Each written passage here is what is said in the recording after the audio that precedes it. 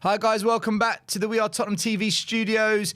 Spurs have lost 5-3 away at PSG in the Champions League in what can only be described as a kamikaze roller coaster, emotional cocktail of a game. I mean, there's so much to talk about, and just where do we begin with it? But Simon, would you like to go first, or shall I? You go first, because I'm still contemplating in my head how to say things about that game. That was a really mysterious way of answering. Okay, so for me, I never expected Spurs to win today. I never thought Spurs were going to get a result. I thought a draw would be a great night because we're just not playing good football and we're not in a great space right now as a team. And after what happened against Arsenal, Man United, it just was a big ask to go to one of the best teams in world football at their ground and get a win. I think most fans tonight thought more hope than anything else that we just put in a performance. And you would say the first half, yes, Spurs put in a good performance from our standard, because the passing wasn't good and the overall possession and control of the game wasn't there. But we got the ball forward. We created some chances where we could have been more creative, but we didn't quite have that final killer edge in terms of the crossing and the passing. But when we did get the passing right, that's where the goal came from. And defensively, we were half decent. So you would say by our standards going into this game, that wasn't a bad first half. But the second half was a shambles. And it was an absolute capitulation. Because one thing I've been hearing a lot is we're much better defensively under Thomas Frank. We're far more robust. We're resilient. We never give in. And we're more structured. I don't see it. I didn't see it against Arsenal. I didn't see it in previous games. I didn't see it against Chelsea. I didn't see it against Bodo, Monaco, Bournemouth, Wolves. I didn't see it. And today, the same thing happened again. Players having brain farts, playing out from the back when we shouldn't, not shutting down when we should, getting split open. And I just feel that we've got so carried away thinking that we're better defensively. But when you look at the data, we've conceded more goals at this stage than we have last season. We are conceding more goals. Eze scored a hat-trick against us on the weekend. Vince scored a hat-trick against us today. But it's the way we concede goals. It's the way we give up the goals that, for me, is alarming. We are not defensively good. We are not this resilient, robust team that a lot of fans think we are. And why I feel frustrated today is because we could have actually got something. We could have actually got something, but Tottenham beat Tottenham today. I don't feel like PSG beat Tottenham. Tottenham beat Tottenham. Those two goals that Vince scored from distance, both occasions we failed to shut the player down, and one of our players, Bentancur, turned his back as the ball curved into the corner. Romero, God knows what he was thinking. I've got no idea what he was thinking with that pass out to Sarr. Sarr got bullied off the ball. He was weak. The penalty again, Romero going up with his hand. And we just can't defend with that. Do you know the last time I saw Spurs really defend with real energy, desire, and just they fought for everything, Simon? It was against Man City in the Premier League this season, and it was in the Europa Cup final against Man United. So last time I've seen Spurs defend with a way of saying to the opposition, you are not scoring today. You are not going to score today. Who do I blame today? I think it's a layer of problems. I think Enoch and Levy have got a lot to answer for, leaving us with a squad that is this average. But do I think the squad is better than what I'm seeing? Yes, because we've seen it. We saw it against Everton away. We saw it against Man City away. We saw it against West Ham away. This squad is better than what we're seeing. But unfortunately, it's a combination of manager, it's a combination of player, it's a combination of years and years of decline. And I think tonight, it's just frustrating because we could have actually got something from a game we never expected to get anything from. And we didn't get anything from it because of the way we chose to play. And that second half was woeful from Tottenham. I don't feel like PSG were amazing. I don't feel PSG were just, wow, look at them play. They've got some good players, don't get me wrong. On their day, they're unstoppable. But today, we had them. And we just gave them the game. We literally gave them the game. And this isn't a one-off. It's happened too many times this season against Arsenal, against Chelsea. I think Frank needs to decide what kind of team he wants to be. It can't be 1 week super defensive, don't attack. The next game, counter-attack. The game after, we're going to be more attacking, not so defending. Pick your philosophy, pick your method, stick with it, build your team that's going to play that way, and when we're good at that, then make us adaptable. But every game we're chopping and changing styles, systems, ways. I just feel Frank just needs to get it together and start being a manager at a top 6 club. And I also think in the summer, there's a lot of players at this club that need to be sold. They've got to go. They're not good enough for Tottenham. They shouldn't be at this club. And tough conversations need to be had at some point because we can't keep getting battered every week. We can't keep losing. But again, PSG are a top side. I don't want to take anything away from the fact that we played 2 of the best teams in world football in the last 3-4 days. Arsenal away and PSG away. Will we have a harder game this season other than Chelsea and Liverpool away where we always struggle? I doubt it.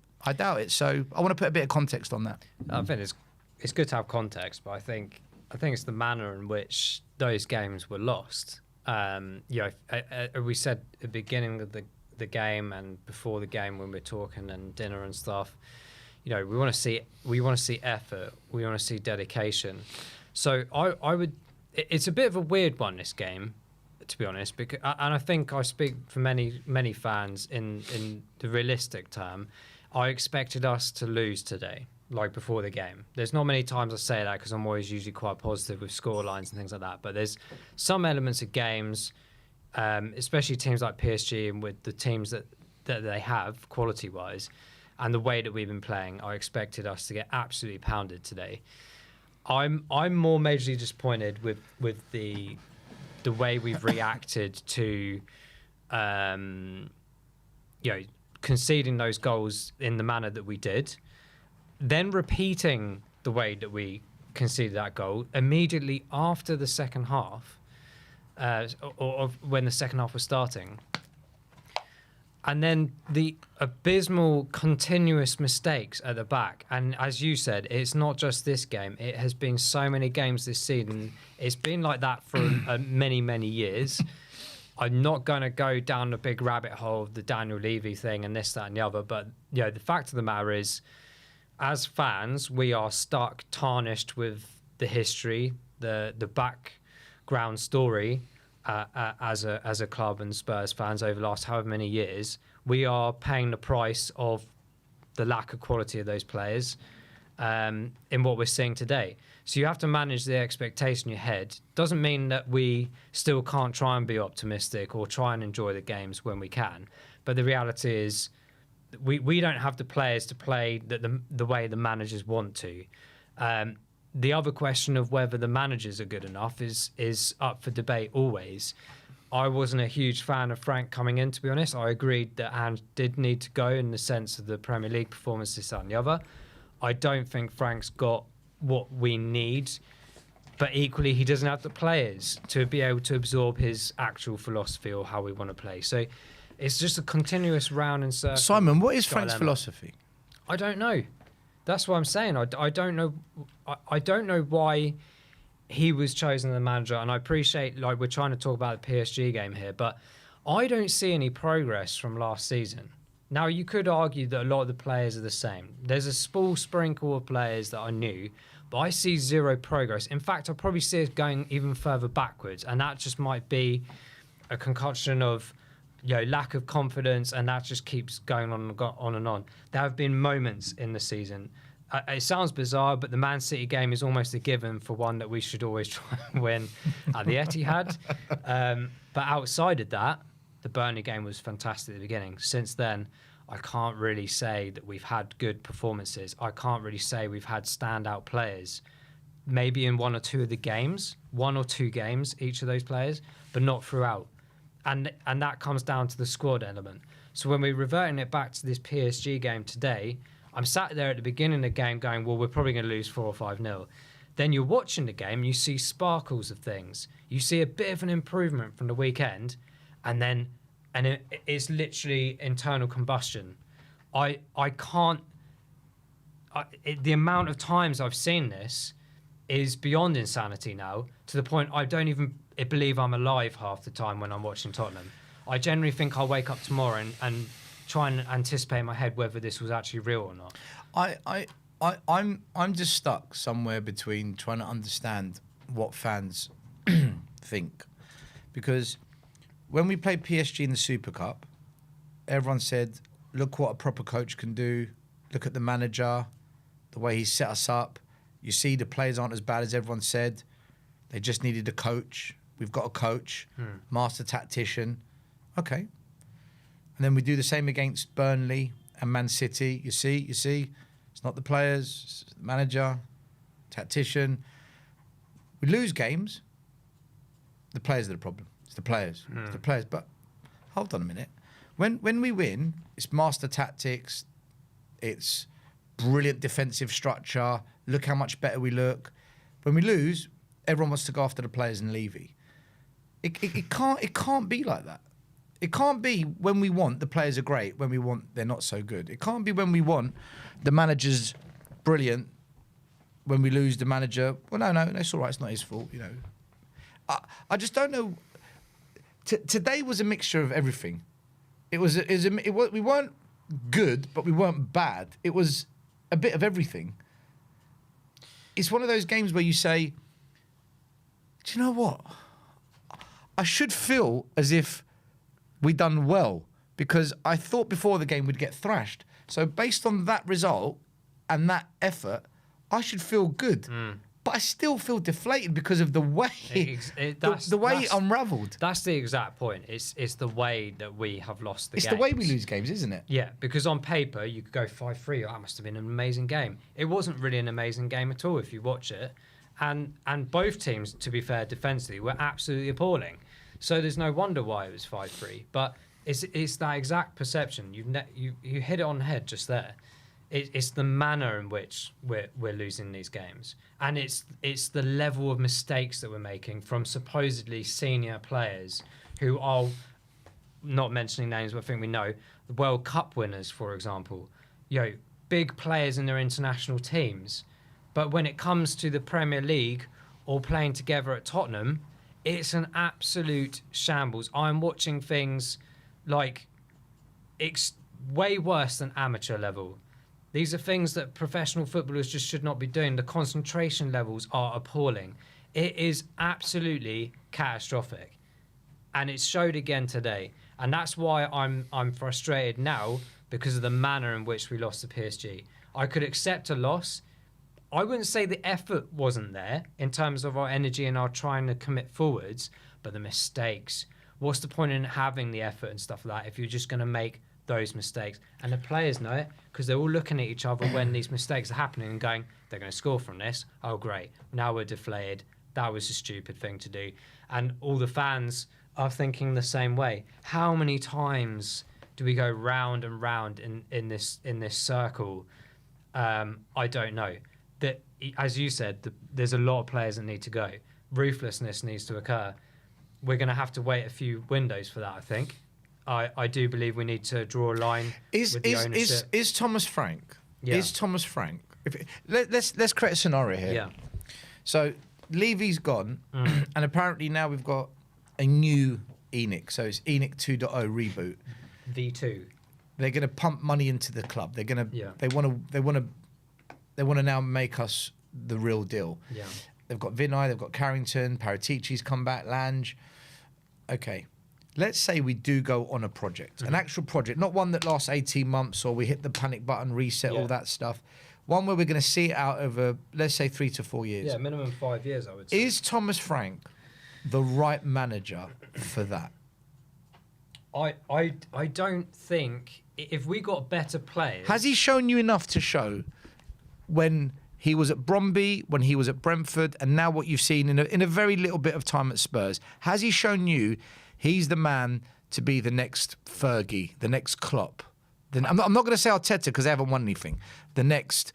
I don't think he was the answer before he came to the club, and I still don't think he is the right answer. I think if he has better players, we could be a bit more realistic with our thoughts about him as a coach or manager. Right now, he's dealing with a lot of players that have been there a while, that haven't worked with previous managers as well in terms of their performances and their quality and things like that. So there's a common denominator there. We've changed the manager. He needs to bring in his players. We need a structural team, a good quality team, both in the first 11 and the substitutes bench as well. Top quality players I'm talking about. Good money spent in the right way.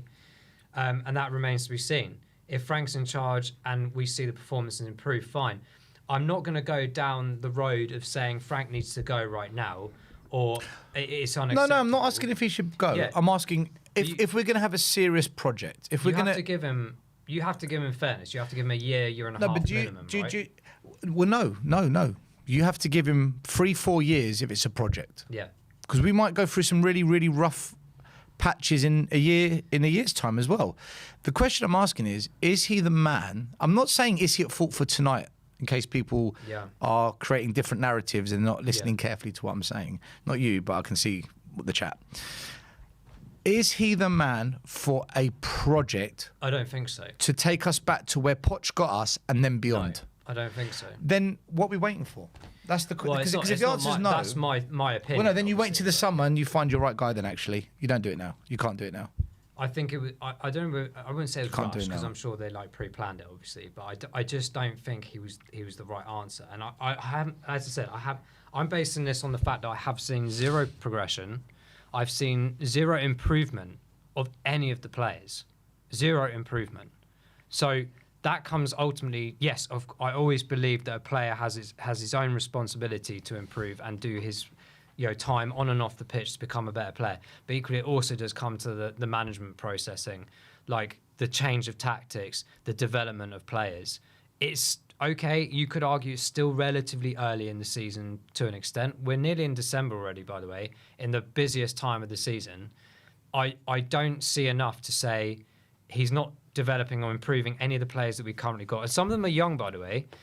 So, they've got plenty of time to keep improving. But I haven't seen anything yet. I don't see a difference between this team and our performances to last season. I don't see a difference. If you look at the points after 12 games in the league, we've got 1 point less than Ange did. And last season was Ange's bad season. We've conceded more goals. We've scored less goals. Nothing's... I wouldn't say we're worse or better. Nothing's changed. That's what I mean. Nothing's changed. When a new manager or something comes in, you usually see a positive difference or some kind of mechanism that you go, I see an idea here. I see the changes happening, or I see some effort or something happening in the right direction. I haven't seen that.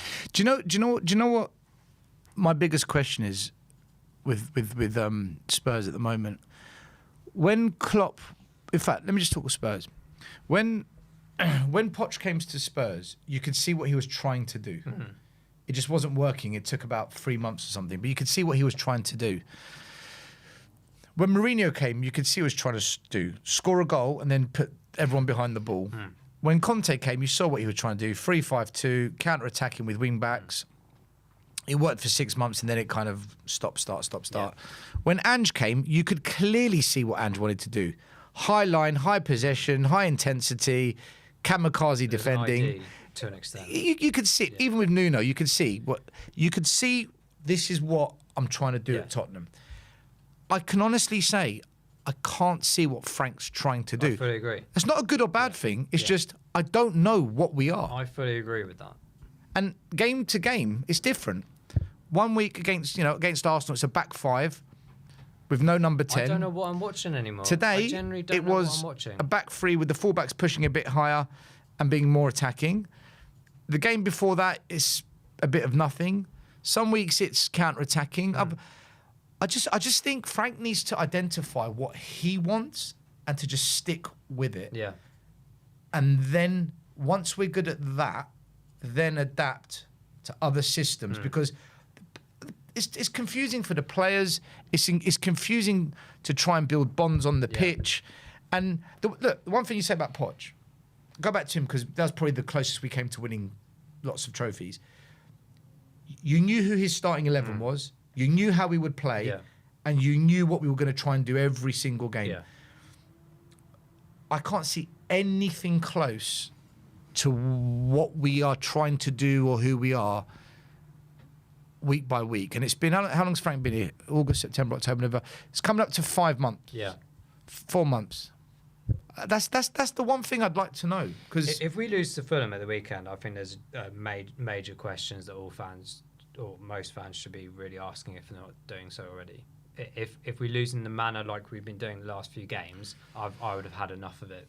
I've already got to that point where I've just had enough of Tottenham most of the time. The thing is, like that would just put me over the edge. Based on tonight against Fulham, I reckon we score a couple of goals, but I reckon we gift a couple of goals. I've said I generally this is the first time our defence is actually really the most negative I've ever been. Defending. I don't see us winning against Fulham at the weekend, and that's depressing in my head to think about that. But at the way we've been playing this year, the lack of identity, lack of performance, the mistakes are appalling.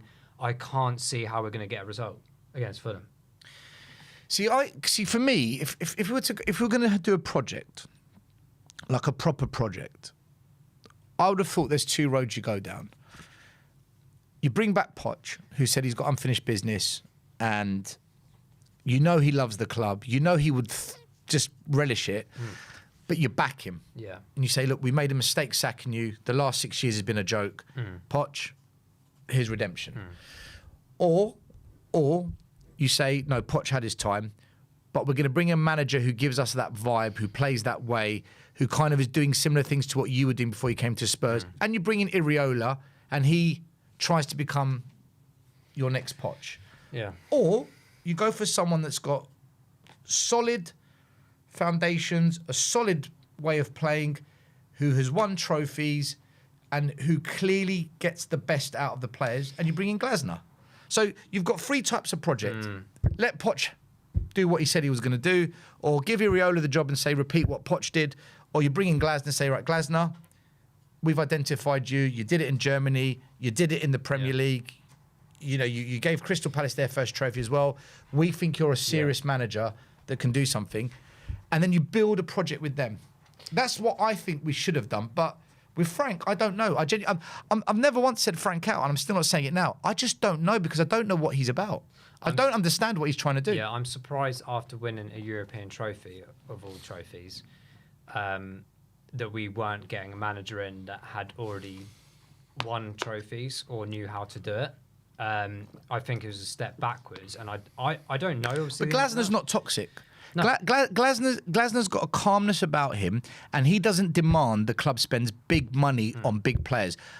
Conte and Mourinho were checkbook managers. It's spend 400 million or I'm done. Yeah. Glasner's not that. Glasner lost Elise and Eze, and they're still thriving. I think he's more suited to what Tottenham are tolerant with. Does that make sense? He's more suited to the behaviour of our owners, which is sad, but he's more compatible. That's the word. He's more compatible. Yeah, I mean, we don't know enough about the new ownership, like structure or the ethos. We don't. Like we have to see what they go and do in January, which is why, like, as I said, my opinions about Frank are what they are. But I don't realistically like to see him go through to January at least and see if he could potentially do what we think he could do. I think if we were to change manager, you don't do it until the summer. I think doing it now would be suicide. I think doing it in January would be ridiculous because it will completely mess up the transfer window. I think Frank, I said he gets a year, you give him a year. And if by the end of the year we are like this, you say, Frank, look, thank you. That's how it was getting with Ange though, wasn't it? Like it's kind of like how it was. Like, I mean, everyone was getting impatient a lot earlier on than towards the end of the season, but we were kind of running the hope of the European competition, and that's what kind of led us to What's the hope at the moment? Well, I don't see any, mate. We're out of the Carabao Cup. We're not winning the Champions League. right? Completely different competition. Yeah. So the only thing really we can win is the FA Cup. And we haven't done that since 1991. And this squad, as we both said, it's not that great. I'm concerned about the philosophy, mate. We talked about it at the beginning of the game. The selection of the team today, on paper, you'd have said it was weak. Like, I think that's what we said, and a lot of the people in the chat were saying. And like, why are our better players in everyone's opinions are different, but why are our better players on the bench for a game like this? So immediately in my head, I'm sat there going, you have basically said that Fulham is more important in this game. Like, you've probably already written off in your head that this game is going to be too difficult. We're probably going to lose anyway. So immediately I've got this negativity in the sense that that's why I'm so like agitated about the game coming up at the weekend, because I don't think we'll win it. And if we don't win it, what was the point in playing the team ethos that we did today? It's a bit like the Newcastle-Chelsea game where we rested one or two players for Newcastle, didn't work, and then Chelsea was a disaster.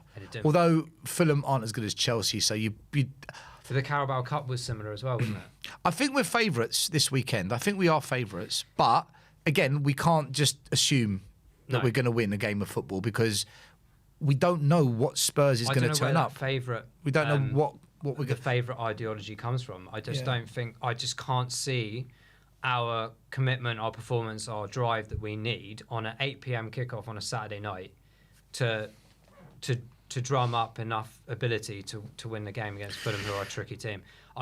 Plus, we're going to have less energy because we've just played midweek.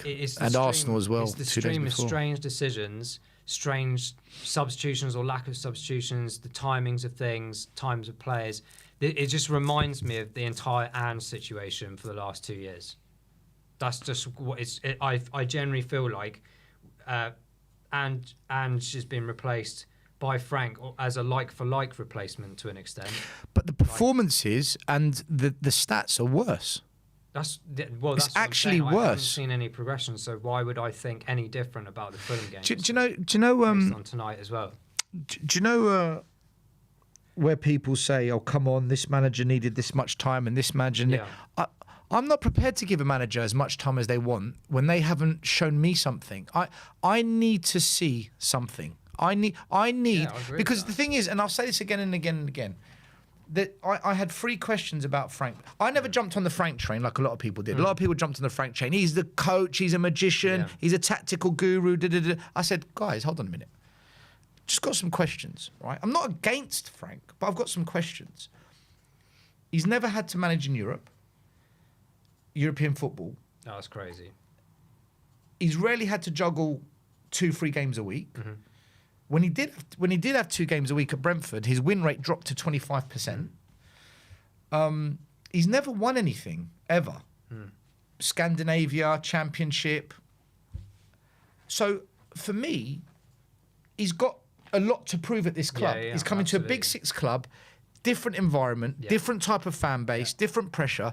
He's got to prove himself at this club. Yeah.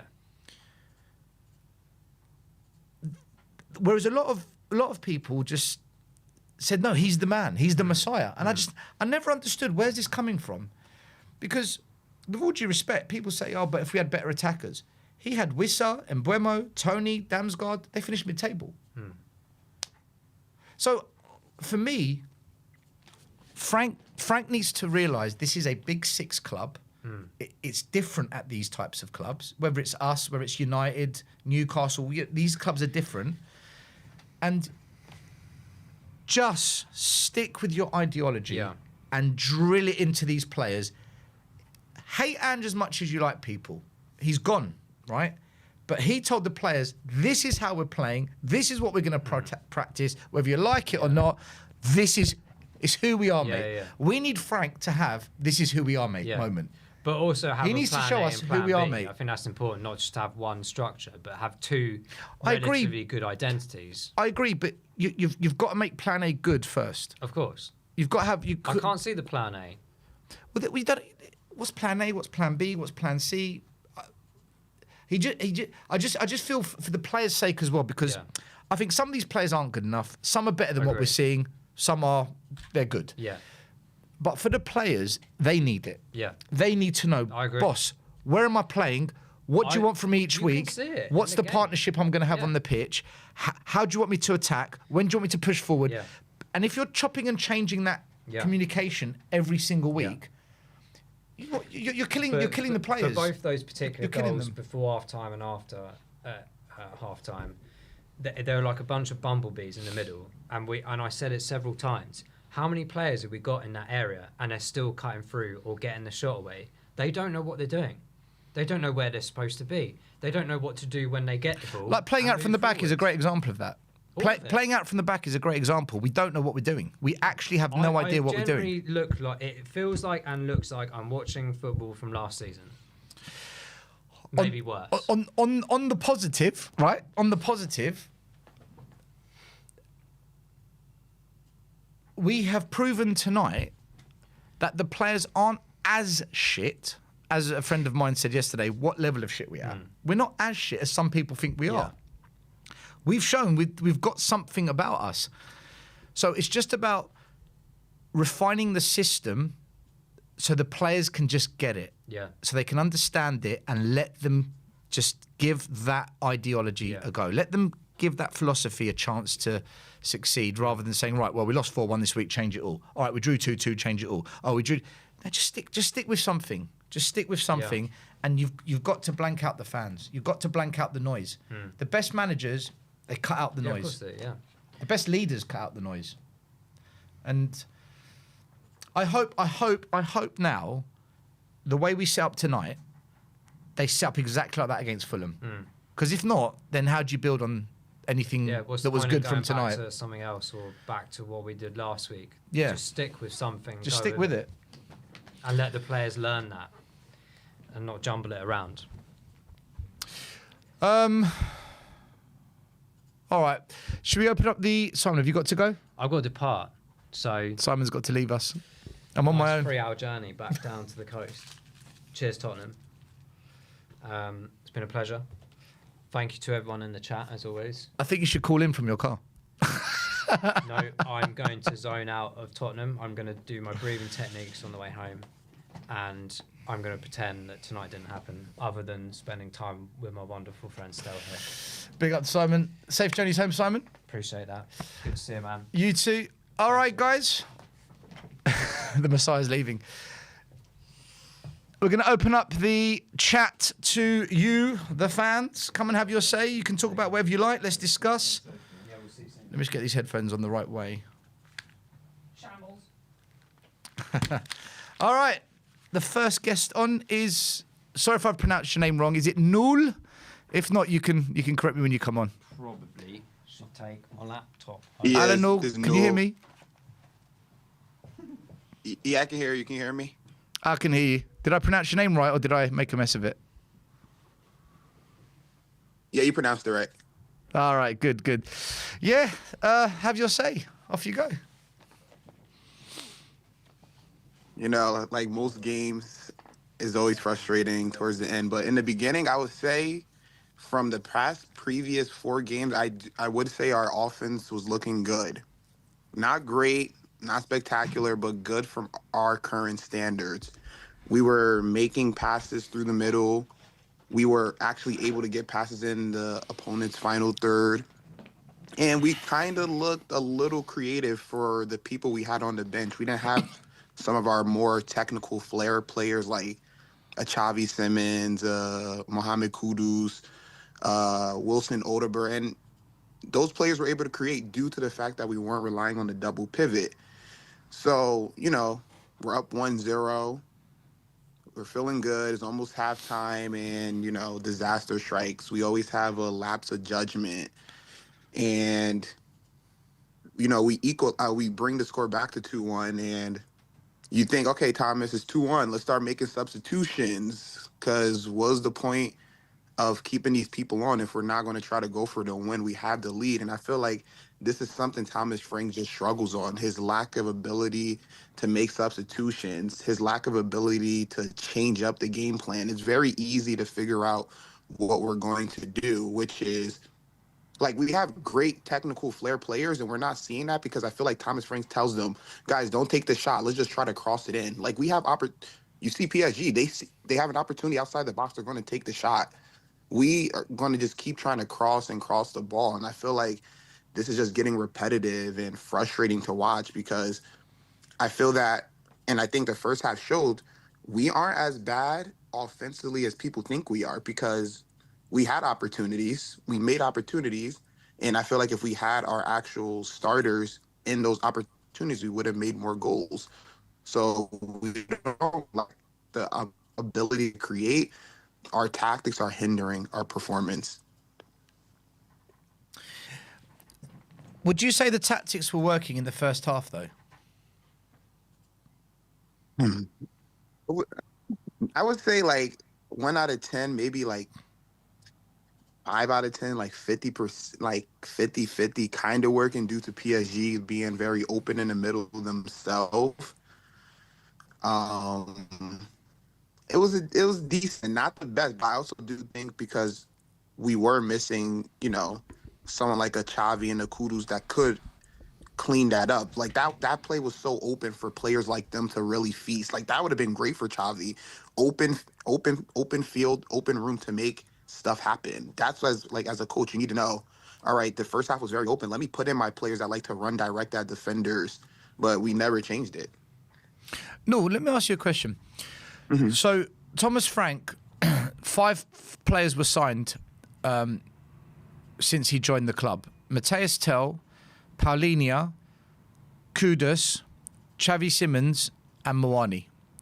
Yeah. One of them he didn't put in the Champions League squad, and 3 of them were on the bench tonight. So out of the 5 players, only one of them he selected to start in one of the hardest games we're going to have this season. Why do you think he did that? I think he's trying to prioritize the Fulham game. And I just think like that's just backwards mentality. Like we're playing PSG. If we win this game, we have a chance to put ourselves in a position to be in the top 8. And he just like a mid-table manager that he previously was. He just went for the default route and just let's play it safe and just focus on Fulham.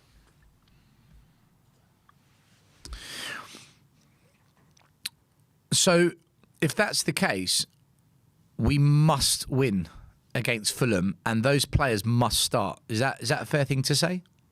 Yes, it's a must win, and everyone that were on the bench, they have to start. Chavi, Kudu, Komawani. Well, yeah, they all have to. Before the game started, most fans thought we were going to get spanked 3-0, 4-0, 5-0. There's a very deflated fan base after the Arsenal game. Having now just watched us play PSG, do you feel as if, do you know what? Oh, I feel better now because we gave it a go and we scored 3 goals, or do you feel deflated again because of the way we lost that game? Because I think I lost it when I was doing the stream, and I repeated myself about 10 times when I said we were 2-1 up 10 minutes ago. Because in the 50th minute we were 2-1 up. I think in the 60th minute we were, was it 4-2 down or something? Yeah, like 5 minutes. Yeah. So how do you feel as a fan? Because in some ways it was better than what we saw against Arsenal, but the way it panned out, it's almost, I don't know. How do you feel? How describe it to me where you're at with it.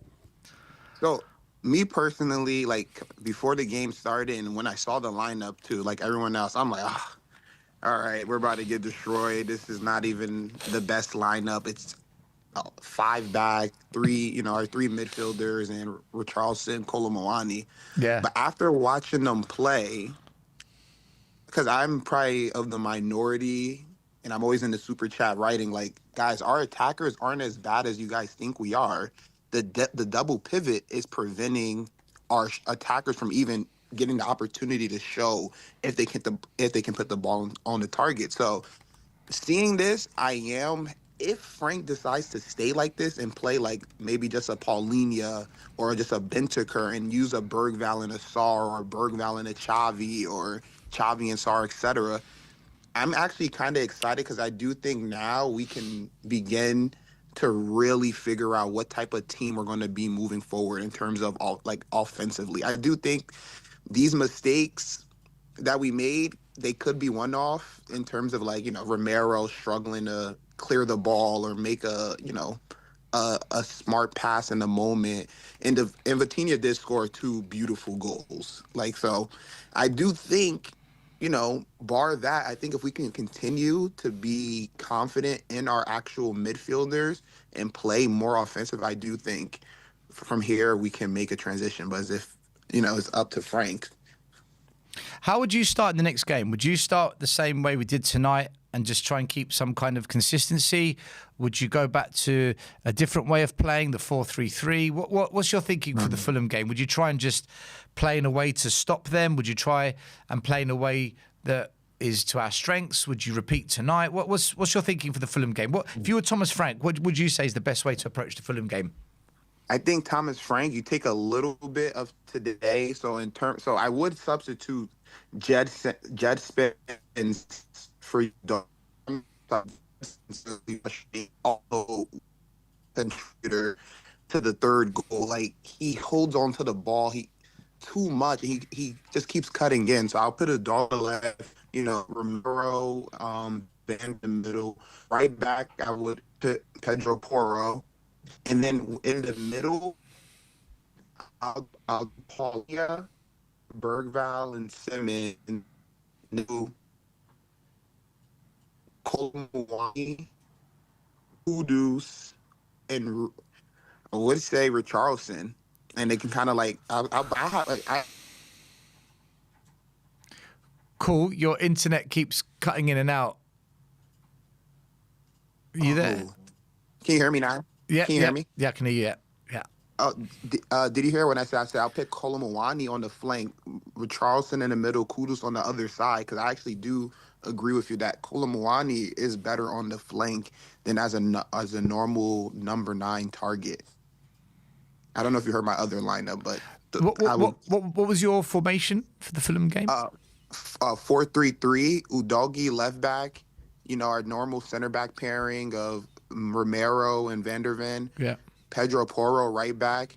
I'll do Paulinho, CDM with Xavi and Bergval in the middle, and then I would do Muani, Richarlison, and Kudus up front.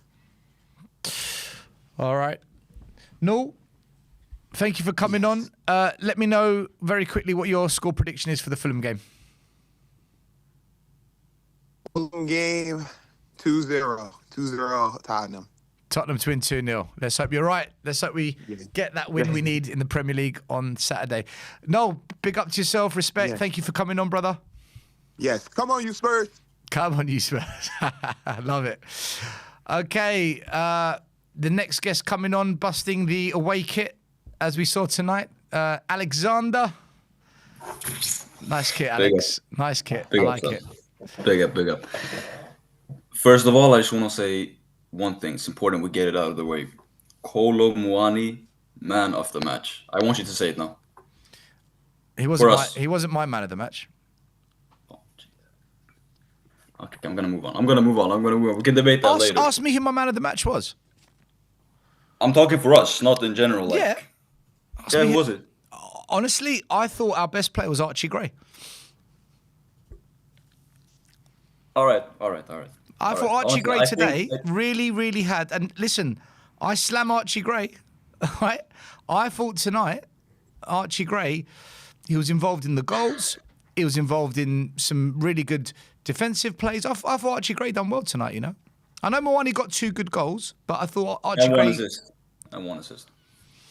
And one assist, but I thought Archie Gray was, for me, the player that stood out. But still, brother, I think we're saying that because we don't have a big reference of sort of, Archie Gray's performances. We don't have many in his, he doesn't have many in his baggage. When he comes up with one against PSG away, I think we overinflate it. You could say the same about Moani, though, in terms of we don't have a great bag of performances. You could say the same. Played for us 10 games, whatever. I want to talk about the game. Go for it. I mean, I just want to call out our fans because I swear they're the worst. Our fans, I was on your stream, I was on some other streams, and I just had a general look on the chats, and the amount of people I see moaning about how we're conceding and how this is so chaotic. Last season, under Ange in general, all of the people that were in on Ange, which I was too, we said we'd rather lose 5-4 than to lose 1-0. And that's sort of been a critic of Frank, and we're seeing that sort of game pan out today, and we're still moaning. What was our expectation? Do What you was our not think the defending expectation? tonight wasn't shambolic, Alex? It was shambolic, but what's our expectation? So those fans that are moaning about the defending No, being no, no, no, no. I want to make my shambolic, point. I want to finish my point. Was our expectation tonight to win? None of us expected to win. So if the loss comes in a more entertaining manner, then why are we complaining? it's the way versus we if it would have lost. been- It's the way we lost, Alex. We were 2-1 up in the 50th minute. It is. 10 minutes later, we're 4-2 down. And all the goals, every goal we conceded was because of us, not because of their brilliance. It's because of us. Exactly. Yeah, but that Yeah. you're just contradicting yourself. Well, hold on. Let me understand if I heard right. You're saying you're fed up of fans who are moaning about how bad the defending was, but you agree the defending was bad. No, I'm talking about people complaining about, Oh, we can't hold on to the lead. We can't. What was our expectation of tonight? But we couldn't. Everybody. But we No, couldn't I hold on know, to- but everybody tonight expected a loss. So why not have it as in a more entertaining manner rather than going out 3-0, 2-0, 1-0? it's because of the way, convincingly? Alex. It's the way it happened. It's Romero doing silly handballs. It's Romero passing to Sarr when he's marked. It's no one shutting down the same player that scored in the first half and allowing him to do the exact same thing the second half. Look at the goal that came from a header. Richarlison didn't know where the ball was, and then Pape Sarr tried to dribble the ball out where all he had to do was clear it. It's these silly defensive things that we do that winds up fans, because if we don't do those things, we might have won the game. We might have won No. the game, imagine. That's the thing. We had hope of winning the game, but in reality, during every single minute and scoreline during the game, even when we were 2-1 up, we were still more likely to lose. Even if we didn't put in any defensive mistakes at all. Let's say, okay, we could have come away with a 3-2 loss, whatever. But Yeah, but Alex, everybody's surely then, expectations were to lose. but So sure- why are we sort of? moaning and- surely then, let PSG prove that they're this brilliant side, and then and that they beat us by being brilliant, rather than they beat us because we gave them the game. You know, if PSG I wants, get what you mean. I'm trying to explain why those fans say it, because this is why I think they say those things.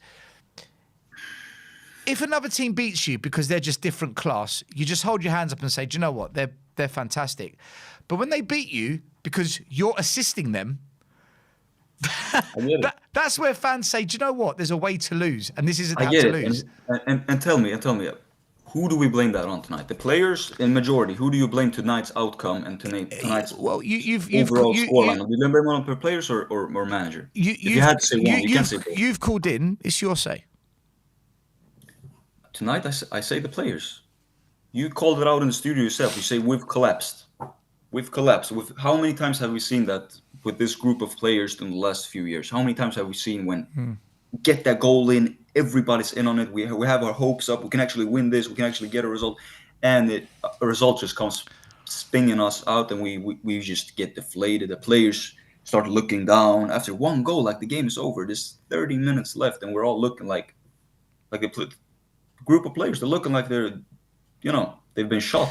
So why is it then? That's the reaction. It's poor mentality overall. So why is it when we nearly won the Super Cup, when we beat Man City, when we beat Everton away, when we beat Leeds United away, when we beat West Ham away, fans aren't criticising how bad the players are? No, stop. I want to say something. I'm not one of these. I'm not one of these flip-flop fans that go when we have bad performances. no, I want to say this because I'm laughing because of what you're saying. I'm not laughing at you. This is being a flip-flop fan. Whenever the team, Frank and the players, has a good performance at all, we're winning, and they all go, the players aren't as bad as everyone thinks. The manager's gotten it all spot on. Look at this group. And whenever we're losing, the same people, they go, no, it's the players. It's peak hypocrisy. I'm not one of those. Let me ask you a question then. I'm not one of those people. When we lose, I blame it on Frank. I blame it on the players. Let me ask Just you a as much as question, I Alex. credit them whenever we're winning. I'm always equal to that sort of, you know what I mean? I don't flip flop and go. It's the players this week. It's the manager this week. Let me It's ask you a always question both. then. Let me ask you a Always a question. combination of both. Oh, it's a combination of both. Because 2 minutes ago you said it's the players. No, today I think it's a majority of the players. I think Frank's, how do you want to call it? What's the word of it? His tactical plan for today was obviously for the game, rather to go like this than towards a 2-0 win, 1-0 win to PSG. But who coaches the players to defend? Who coaches the players how to play out from the back? Who does that? It's the coaching staff, but mistakes, isn't Thomas Frank? Hold on. Isn't on the manager. Alex, hold on. Individual mistakes isn't on the manager. It can increase by the coaching or the game plan. But they're all making it's not individual all on the mistakes. They're all making individual mistakes. Because then, let me ask you this. Listen, I'm just playing devil's advocate, right? I'm not saying you're wrong or right. I got loads more to say. I'm challenging you. I'm challenging you. Yeah, go on. Correct me if I'm right.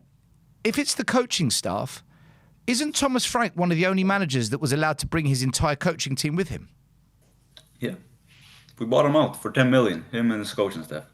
Yeah. It's not that. Just because he's brought his entire coaching staff doesn't mean that every single one of our players will stop doing individual mistakes. It'll always be in some of these average players' lockers. It'll always be in those lockers to crumble in moments of pressure. It'll always be in their locker. Do you know what I think it is, Alex? Like, you can minimize that with coaching. But let me say this. Yeah. Talk. Today, we are, I think, if I'm correct, we're 3 wins in 12. I'm going to call out the negative stats. 3 wins in 12. 3 out of the lowest XG performances in the 3 of 5 of the lowest Premier League XG performances in the league. Our XG must have been good today, though. We must have had a good XG today. I just want to bring up general facts so you know I'm not this. What was the XG today? On the manager, like I'm balanced. I just want to say.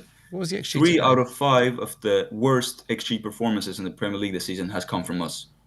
It's come from us against Chelsea, Arsenal, and Bournemouth. Yeah. I know. Yeah, I just want to mention these facts. Yeah, I know. We bring that up, and that's out of 120 games. Out of 120 games played in the Premier League this season, total, we've accounted 3 of the 5 worst XG performances. I'm not saying Frank is the greatest sort of replacement of Ange there is, but you know what he is? To 100%, you know what he is. He is an improvement league-wise. League-wise, he's an improvement. Nobody can deny that. We're actually 1 point lower in the league than what we were after 12 games last season. 12 games. So you say we will finish 17th this season? No, but we can only judge by now. I can't predict the future. We can judge by now, but if we use our minds too, we can be intelligent. I can't predict the future. We can be intelligent enough. The future, Alex. We can be intelligent. So hold on. We're not finishing 17th. So you're saying to me, no, hold on. I'm going by what you said. You're saying to me, we're an improvement on the league in May, which we haven't got to. We will be, because we won't finish 17th. How can you say that? We haven't even got out of November. If you're saying to me right now, you think we'll finish 17th? You're honest. No. I'm not predicting anything. I'm just saying right now, today, we are 1 point lower in the league today. From last season, right? Not first. From 12 games last season in the league, we are 1 point lower. Okay. Maybe that changes on the weekend. Yeah. Maybe that changes in 2 weeks. You do want to talk about Ange. Sean Dyche proved within 2 weeks that he's a more competent Premier League manager. Forget Ange. Ange is gone. Ange is gone. Yeah, he's gone. So that's why I don't want to hear people everywhere, because I've seen people everywhere can I ask you something? Bring it back and Frank out and all this. Like, Ange is gone. This Ange v Frank football conversation, people. Like, it's look, Ange v Frank is just tearing everyone apart. Let me ask you a question, because when I watch Spurs, Alex, I think it's a number of things. I think it's the players. I think it's Frank. I think it's years and years of Enoch and Levy.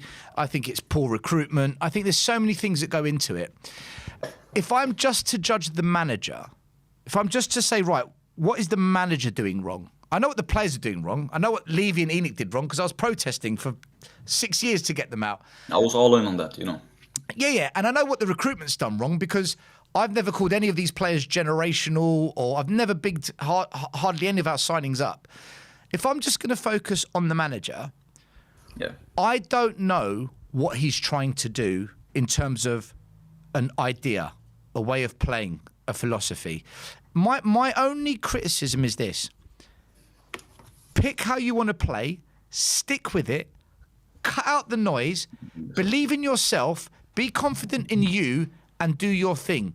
But this chopping, changing, rotating, twisting, turning, 1 tactic, 2 tactic, 3 tactic, it's confusing for him, it's confusing for the players, it's confusing for trying to create consistency, it's confusing for trying to create partnerships on the pitch.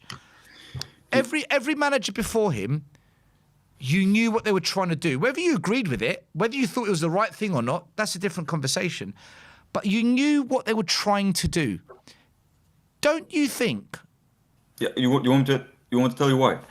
Tell me what you think on that. Answer. Yeah, tell me what you think on that. Yeah. I got you the exact answer. Frank has been recruited into the club and he's been instructed to defensively stabilize us. That has been his mission from the board. And you know what the difference is between Frank and the other managers we've had that have primarily been on sort of, Andrew wasn't a short-term contract manager. The majority, our managers have been short-term.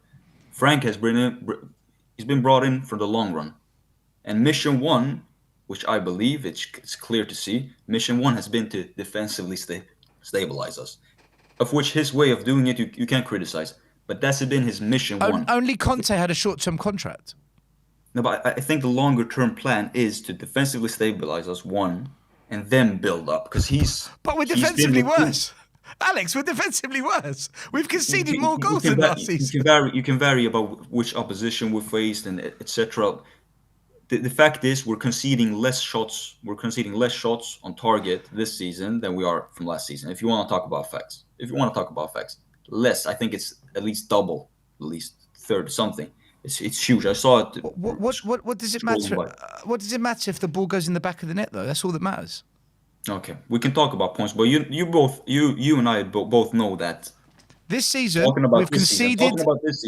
This season we've conceded more goals, we've scored less goals, and we've got less points. What has been stabilised? Serious question. You tell me what has been stabilised this season. I'm not digging out Frank. I'm asking a factual-based question. What has been stabilised this season so far? You can bring up the facts and say that it hasn't, and it's true. I'm asking you what has been. What has been stabilised? It maybe hasn't at this point of the season, but I'm saying... hasn't stabilised us then? God damn. I'm saying with certainty... I'm challenging you, and you haven't got an answer. But let me finish. I'm saying by certainty, at the end of the season, it will have stabilised. The numbers will be better. Hopefully. You and I both, if you use our comments, we both can say confidently we won't finish 17th. I think we're getting worse. So you're saying we'll finish 17th. You're saying we're... Bro, no, I can only... I don't have this magic crystal ball to predict where we're going to be. But we can predict with sense. If we keep playing like this, we will be 17th. If we keep playing like this, yes. If we keep conceding goals like this every single game, if we keep failing to stick to an idea of how to play, if we keep scoring less goals than last season, yes. If this carries on, yes. Still, I know, but there's no easy solution. You said now. I heard what you said earlier. But now you're changing the question. You said with no. Changing the question. What do you want me to answer to? I've said. I asked you a question, Alex. Answer me the question. What has been stabilised so far? What is more stable right now? I said to you, shots on target. Right now, maybe we have conceded more. Maybe we have conceded more than last season. We scored 7 more goals last season. Oh, you mean shots that that are hitting us?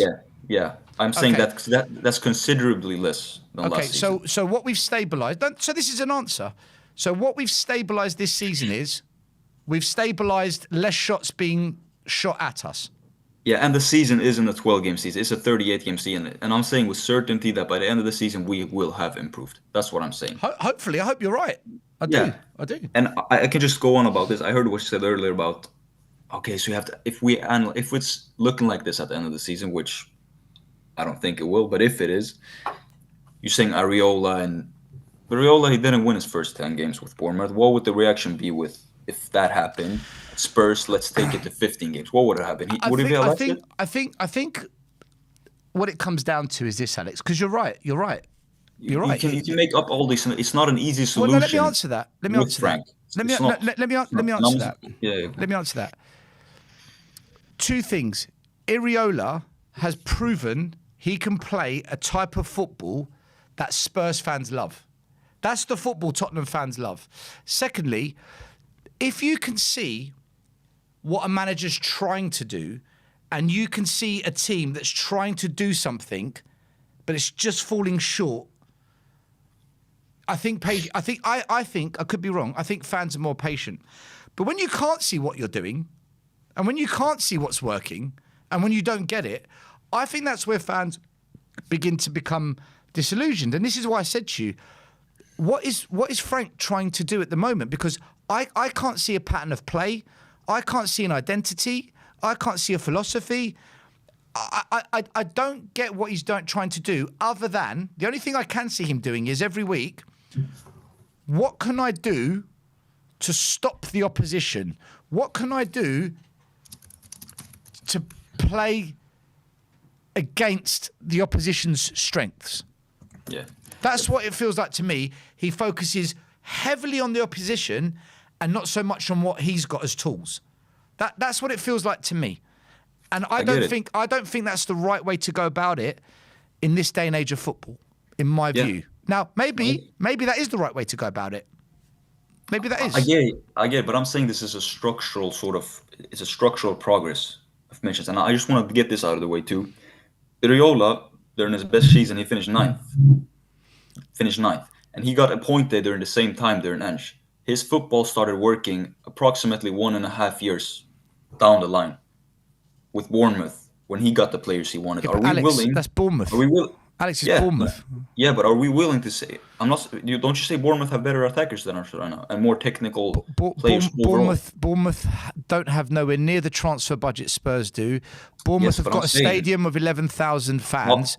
How long will we give a manager Bournemouth, they got the best out of Solanke.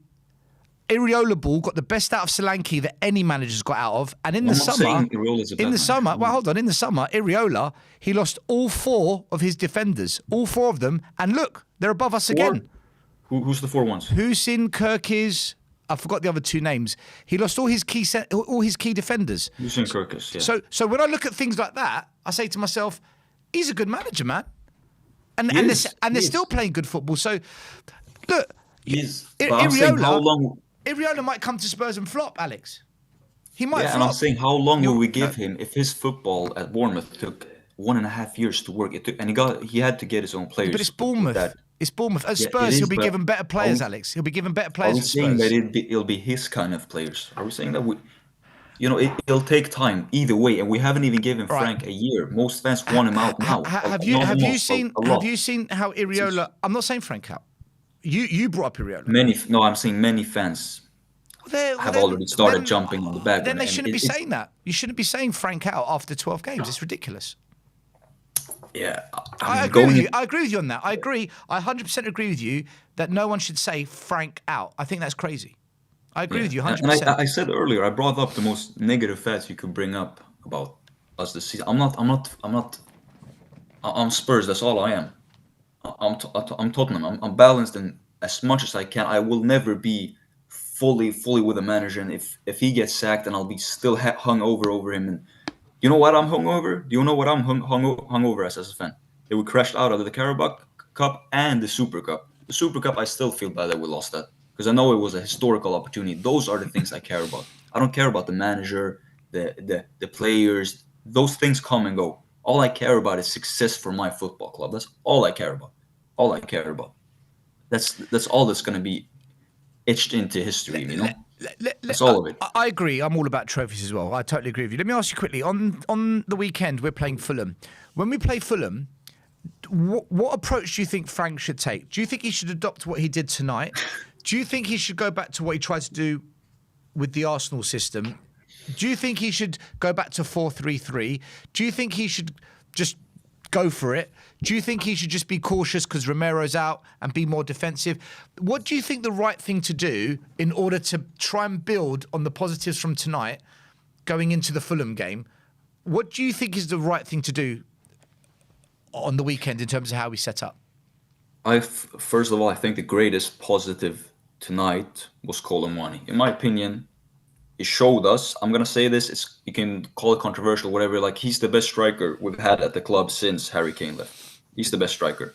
I'm not labeling Son as a striker. And our options have been terrible. So of course he's gonna go into that slot. But today he proved that he's a competent striker. I always believed him. I know we haven't, and you sort of lost it when he took him off. And I just don't. Why? Don't you see why he took him off? If he would have played 90 minutes today for a game that was a potential, not write-off, you're never going to see it as a write-off. You can't see it as that. But if he played 90 minutes today, Colomwani, he wouldn't have started against Fulham. And I think it's crucial that we win against Fulham. I think it is. With his fitness status, whatever, you want to be cautious with him. He had to take him off today if you wanted to start him versus Fulham, which is what I think Frank will do. And if Colomwani starts against Fulham with a strong 11 and the same sort of high pressing approach that we had today, I think we win at home. I think we win. We get a win, and the sort of mood in the fan base will lift up. I think, and I said it today. I think our fans are the worst. Our fans are the worst. They're bipolar.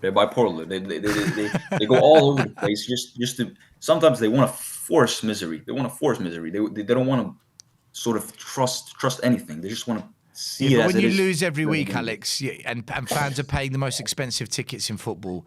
Yeah, I know. I know all of the. You got to also say, come on, man, and we back this team. You know, I look at clubs like Man United, Arsenal, Liverpool, Man City. When they go through really bad patches, they don't sell out their stadiums. I remember when during the Wenger days, there's a difference, huge difference. Spurs fans, we've not had many great years. We turn up every single week in our numbers and we back this team. So we deserve a little something back as well. I know. So I know. Our away fans, in my opinion, are one of the best in the country. They're one of the best in the country. And you could see during the what was it? Third or fourth goal away at the Emirates last week. Many have left. I don't judge them. That was a pathetically half-hearted. It wasn't even half-hearted. It was heartless. That performance. It was. And I criticize it because I'm not one of these fans that get attached to a manager and emotionally defend him despite the result. Like, I'm balanced. Last week it was atrocious. It was disgusting. I sat there at 4-1. I felt nothing. My heart was ripped out. It was ripped out. I felt nothing. I don't think there was one Spurs fan. No, I felt nothing. But people will find ways to defend the manager, to defend the player, because they favoritize them. They favoritize them. I'll never be like that. I'm all about the club. And today, just to throw it out, today it was an improvement. It was an improvement, despite how people go out of their way and say, "Oh, we still lost and blah blah." We conceded. You have to take the positives out of it, and it's the fact that we scored 3 away at the European champions. Do you know when you'll know if it's an improvement? And I've got to bring in the next person as well, Alex. Do you know when you know it will be an improvement? What we do the next 2 games, because when we went to Newcastle away in the Carabao Cup, everyone said that was a good performance. That's an improvement. And then we go and do that against Chelsea, that against Man United. So it was an improvement. What we do in the next 2 games will tell us if there's an improvement or if this was just one of those games where we were just up for it. So, but still, I've watched Tottenham away since 2020, 2021. I've watched it way back, and I remember during Ange, you said, "I won't be back on the Ange train until he wins 5 games in a row." I don't think Frank has, or not until he goes. What was it? Until he goes 5 games unbeaten. 5 games unbeaten. Yeah. I don't think Frank has. Has he? I don't think he has yet. I want to see that sort of step up. I want to see a step up from consistency. Yeah, I want to see a consistency. I want to see a step up from Frank and the players. I want to see them believe in this, because if they still think some players are, they're not fully bought in with the project. And those, Frank said it in the press conference before PSG. He said PSG, they got rid of the big star players and they brought in team players that will give their all for the team. And that's what we have to do too at Tottenham. That's what he said during the press conference. And you can sort of pick that up as he indirectly indicates that he knows there's players in this squad that don't give their all for the team. And I think in his mind, he has a long-term plan. He wants to build a team that gets rid of these players that don't want to give their all for the team. Because PSG, they have formed that. That's how they won the Champions League last season. They have we will find out in the summer. That's when we'll find out. Alex, listen, I've got to bring in the next guy. Thank you so much. I just had so much to say. Okay? Yeah, no, listen, that's what the show's all about. Thank you for coming on, having your say. And we'll speak soon. Yeah, subscribe to Spurs Corner. Thank you very much. Big up to Alex. Make sure you subscribe to We Are Tottenham TV as well if you're watching. Right. The next guest goes by the name of Journey. Welcome to the show. How you doing? Hello, I'm good. And you? How you doing? Yeah, I'm all right. I'm just, I don't know how I feel actually, whether I should be happy or just disappointed that we lost another game in the way we did. But it's about you. How do you feel? What do you have to say? Do you know what? Like coming out of the game, I feel better than expected. Not like, okay, coming into the game, I don't think not a lot of us expected a win or even a draw at this point. One thing that I felt improved from last weekend was, you can see the fight from the players, kind of. Like that Arsenal game, I didn't feel like any of them were like, they weren't pissed off about losing to Arsenal. Of course they were, but I mean, like, I couldn't, like, if you're 2-1 down, like, I would be slide tackling, like, like, going at it, like, having a go. I didn't felt like they have that last weekend, but this time around, I felt like there was, they were running, they were helping. And I think in the midfield with Bergvall and with Archie Gray, they were running a lot, and I like that link up. It was a bright spot, So to be fair, look, the result's not favorable. Yeah, it's still a loss, but there are positives to take, I can say. What were the main positives for you that you took from today's game? Well, first of all, we had more shots on goal. I don't ever remember having any shots on goal last game. But also, like, we had 11 shots that, and 5 sorry? on today we had 11 shots, 5 on target, and we scored 3. Against Arsenal, we had 3 shots, 2 on target, and 1 goal. Yeah. And that 1 goal was like, okay, that was spectacular from Richarlison. yeah, it was a world-class goal. Yeah. But today we had 11 shots, although I would want more and more shots. But look, like, we can attack. Like, it's not like we can't attack. And today, with the pressing, especially the first, like, 25, 30 minutes, we were pressing really high and we were winning the balls in, like, really dangerous areas. And also there's just, if we were a slightly bit more clinical, I felt like we could have scored, 2 or 3 more goals. There was really good chances with the Kolo Muani cutback, and there was like no one there, and like there was a couple more chances we could probably have scored, but I don't think we were clinical enough. Although we were also defensively pretty. If it wasn't for mistakes this season, I don't think we would have lost a lot of games. Johnny, can I ask you a question about this? I'm asking everyone this question. It's not just not just you.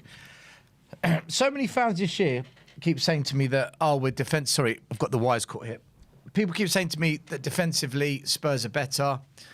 Spurs are harder to beat. Spurs are more resilient. We're set up better. We're more compact. And it's just, people keep saying to me how good we are as a defence this year compared to last year.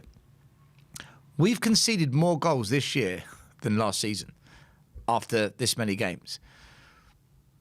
So, have we really improved defensively? And if so, tell me how, because I can't see it. I see a team that makes just as many mistakes as last year. I see a team that gets cut open just as much as last year, but instead of being cut open on the halfway line, we get cut open further back. And I see a team that still can't play out from the back but tries to and causes problems for itself. I think defensively, we're either just as bad or we've regressed. Do you agree with that or do you disagree? And if you disagree, explain to me why. I 100% agree. Like, I don't think we've not conceded the goals because it's all our mistakes. Like, also last season, we conceded so many goals from just stupid, random, errors at the back, passing it, it's a simple pass. It's a 5-yard pass that we can't even do. And the thing is, I don't think we can even fairly judge if the defensive shape is better or worse, because the ways we're conceding the goal, I think it's less about our defensive shape and more about we're conceding these stupid mistakes. Like the Romero pass, like, I don't know what that was. Like, I mean, you can see the player pressing, right? Like, okay. I don't think we can even judge if I don't think we're better, to be fair, defensively. I don't know if it's about the shape, though. It's still the mistakes, in my opinion. All right, Johnny. All right. Yeah. Let me expand on the question then. Last season, how many fans blamed Ange for our defending? Now, we're saying it's not the manager. So what is it then? If it's the players, why weren't the players blamed last season? I don't know. Tough questions. I'm just asking the questions that many are too scared to ask. Because it doesn't make sense to me how when it suits us, the players are good. I actually know the players are bad. Oh, it's the manager. Oh, it's not the manager. What is it, Johnny?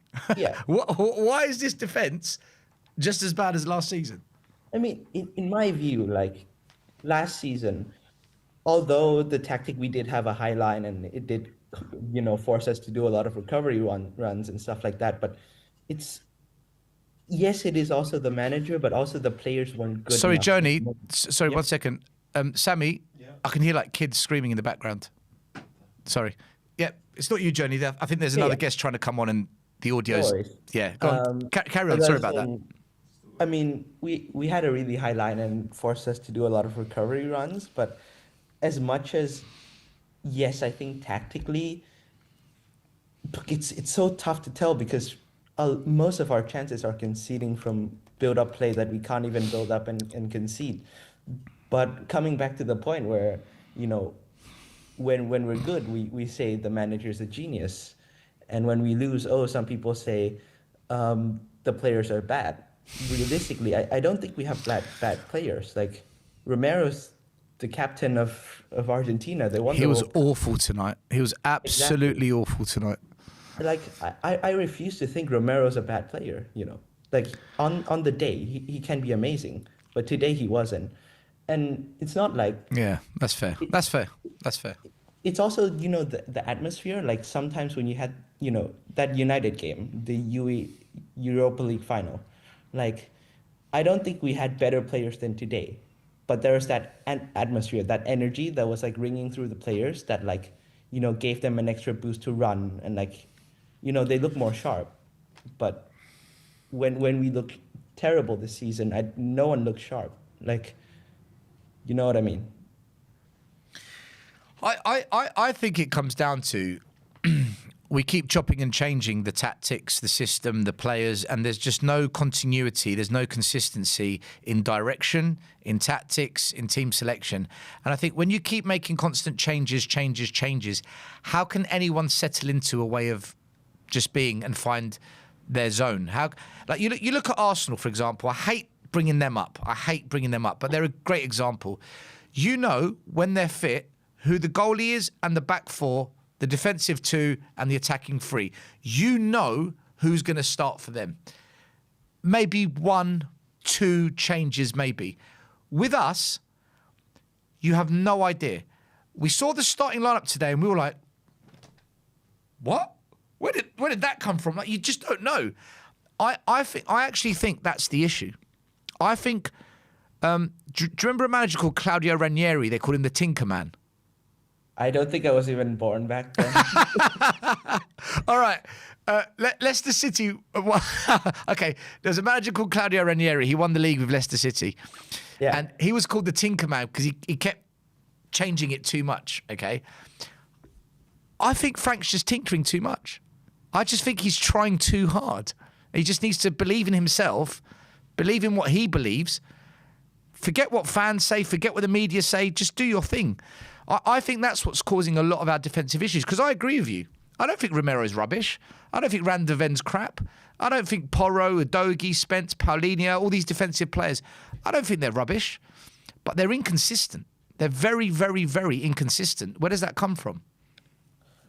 No, it has to be the chopping and changing for me. I mean, do you think that's fair, or do you think differently? No, that's very fair, because look, last game we played what? It was a 3-4-3 with like it was more of a back five, and then the previous game was like 4 at the back with, it's definitely not good for the players. Like sometimes they're confused with the positioning, and totally agree. Although, like, I don't know if you agree with me or not, but is Frank being pressured by the fans, kind of? Because like you say, like he's changing a lot, but is that because he doesn't believe in his own system, or is he pressured to change? Well, if you're a strong leader, if you're a strong character, you cut that noise out. Players, when they go to away games and they've got 60,000 fans calling them all sorts of horrible names, is that pressure going to get to you? Or do you cut it out and you get on with your job? That's why they get paid the big money, Journey. That's why these managers get paid 2, 3 million, 4 million pounds a year. It's to not listen to that. Who's the expert? You, me, or the manager? Who's the professional? Has to be the manager, right? Of course. So you've answered your own question. If he's being pressured by the fans, you're not fit for being at a top 6 club. So I don't think he's being pressured by the fans. I don't think it's the fans that are getting to him. I just think he's realised this isn't Brentford. This is Tottenham Hotspur. We play in the Champions League. We expect to win. We expect to be in the top 6. We expect to be winning big games. And for him, he's never done that before. And I think maybe he's just trying a little bit too hard to prove himself. And he's just maybe forgotten who he is and what he's about. I could be wrong, but that's what I'm thinking is going on. Because you can't keep chopping and changing these tactics every single game and think it's going to work. Because the players, they don't know what's going on. Yeah. I'll conclude it this way. Like, I think we've seen good performances from Frank with this Spurs team, from the Man City game, from the earlier PSG game. Like, this team and Frank's tactic can work. Like you said, like if he sticks to one tactic and suddenly we get a win, and then we get 2 wins, 3 wins, it can steamroll. And then, we can get going, and that's where our season really starts. Yeah, I think tinkering, being adaptive and changing the formation all the time is not the same, right? Because we can make small changes in how we press, in how we, conserve energy and press in the right times. But completely changing the formation and, one game having 1 defensive midfielder to the other game having like 3 defensive midfielders, like that, changing that every match is definitely not a good idea, in my opinion. And look, to me, I feel like he should get the chance until the end of the season. Okay, if it does, if we don't win until New Year, then maybe there's a shout of him going out. But he does need time as well. Like, as much as, like you said, like, as fans, we need to see something to believe that it will get better. And right now, I don't think we see that direction yet. Or, I mean, it's kind of all over the place in different games.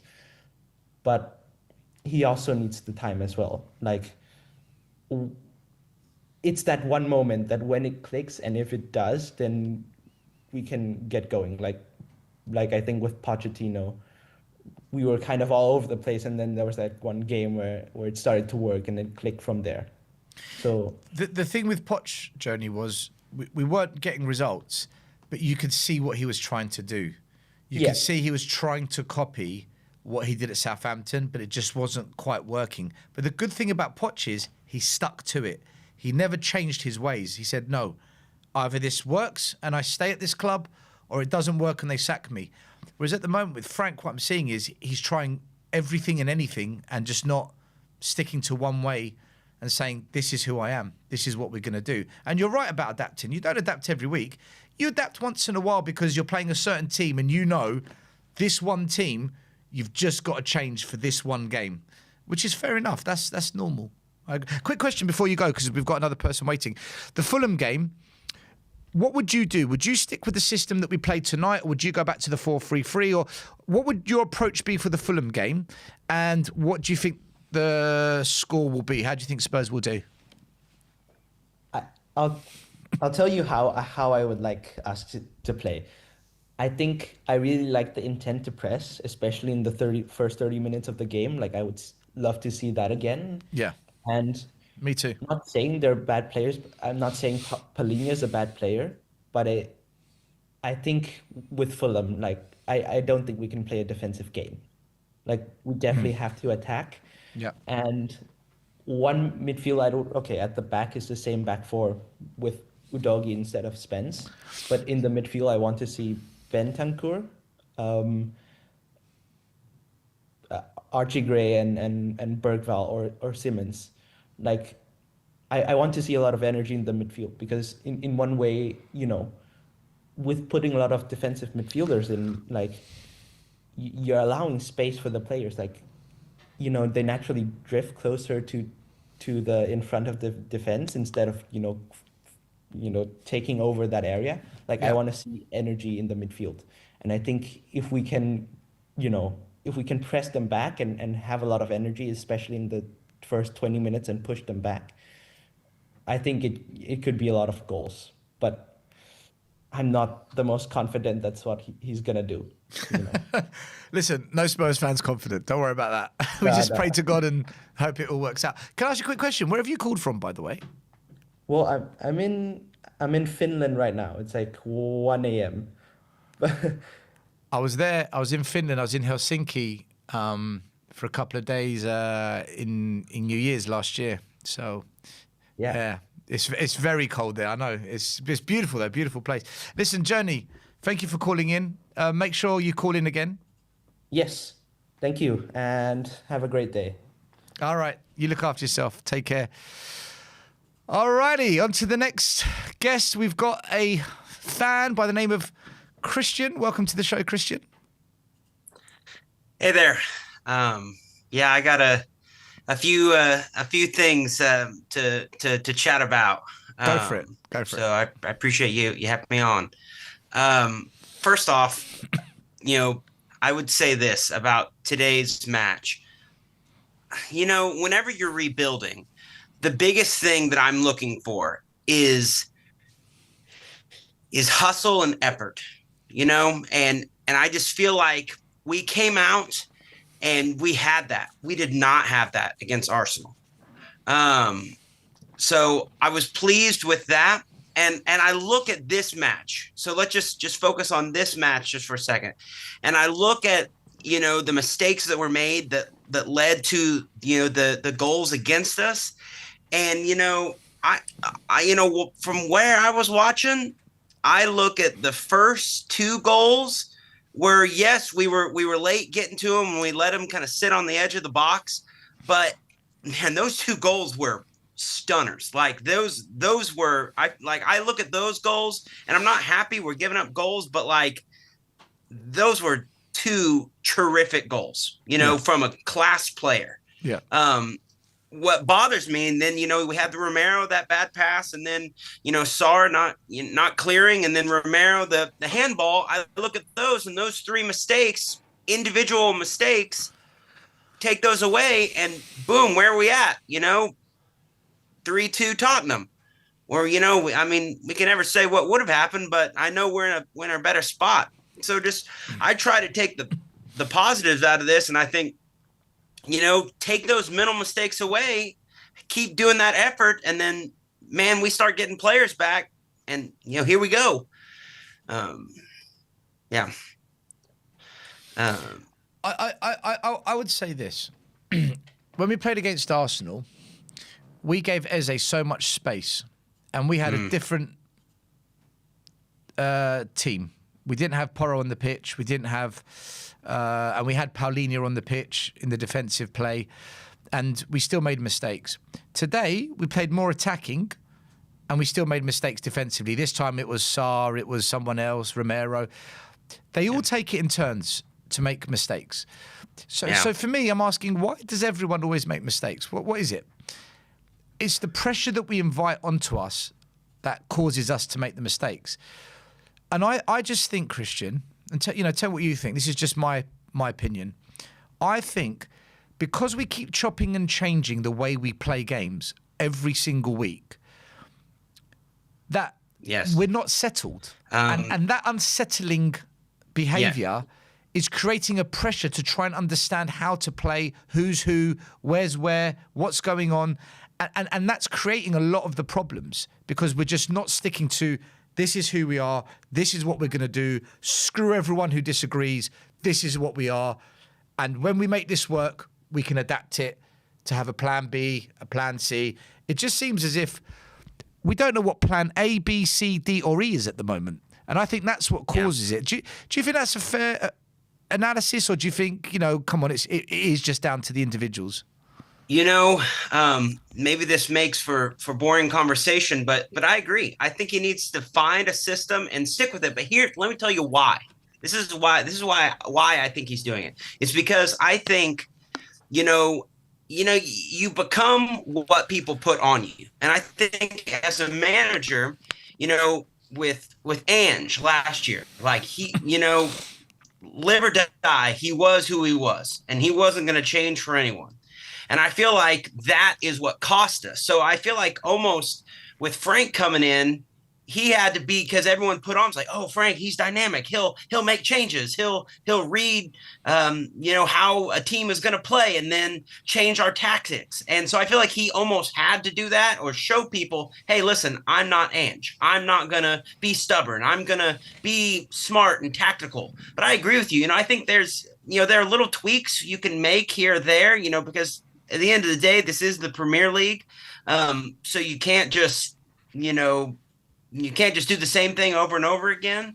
But yeah, there needs to be some sort of base and just a way forward that makes sense, to get these players established, to get, just a first team. Cause I love kind of what you said a little bit ago.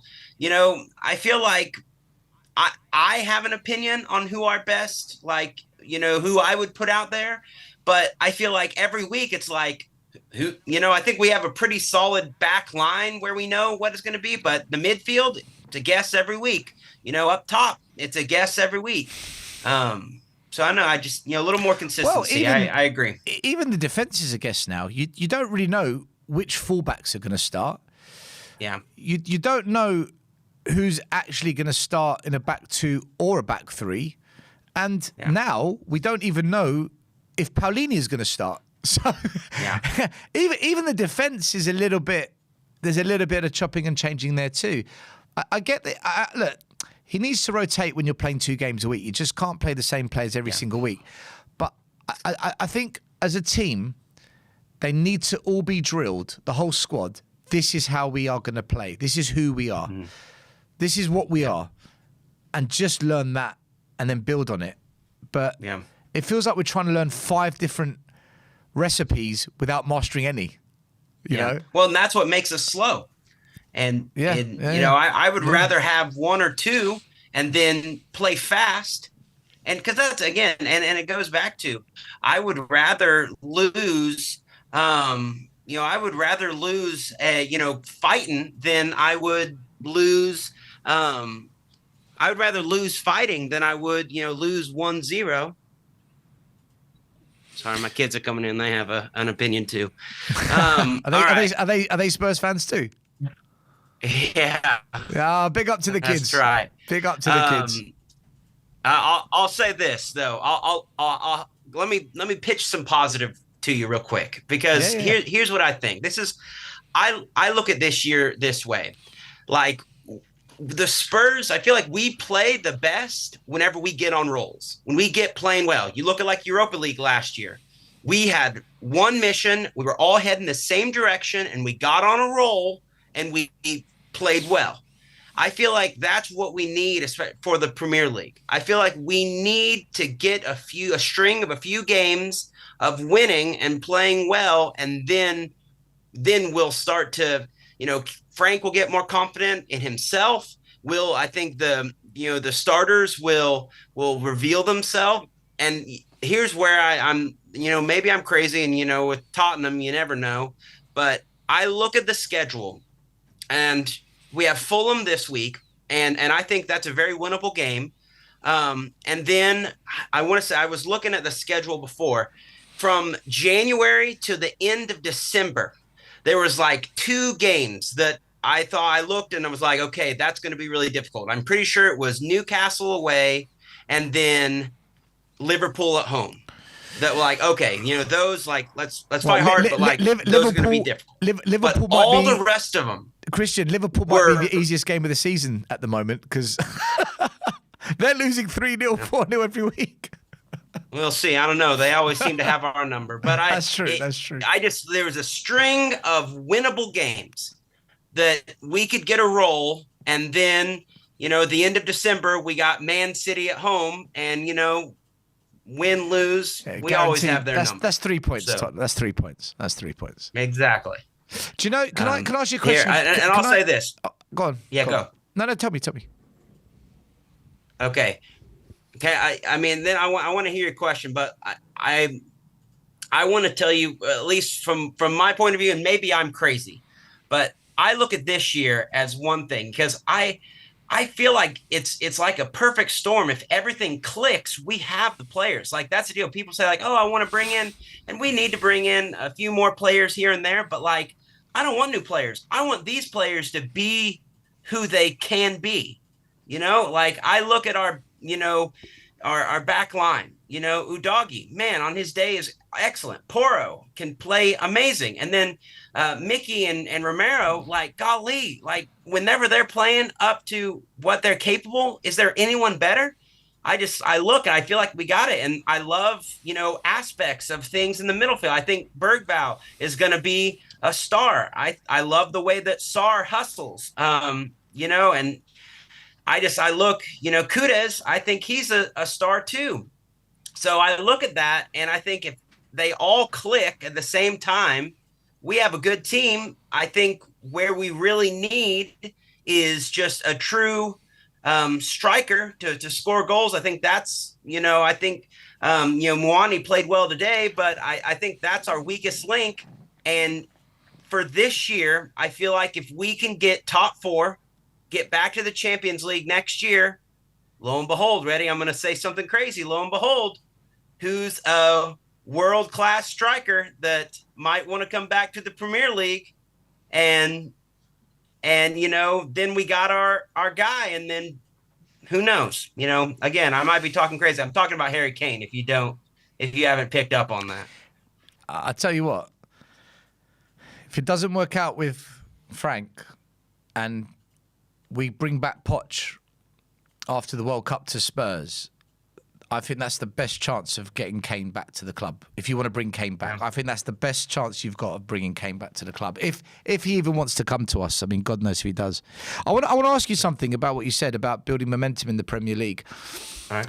At the start of the season, I was asked a question, where do you think Spurs will finish? And I said it depends how many competitions we're in, because I've never known Tottenham under this ownership to have a squad that can compete in all 4 competitions.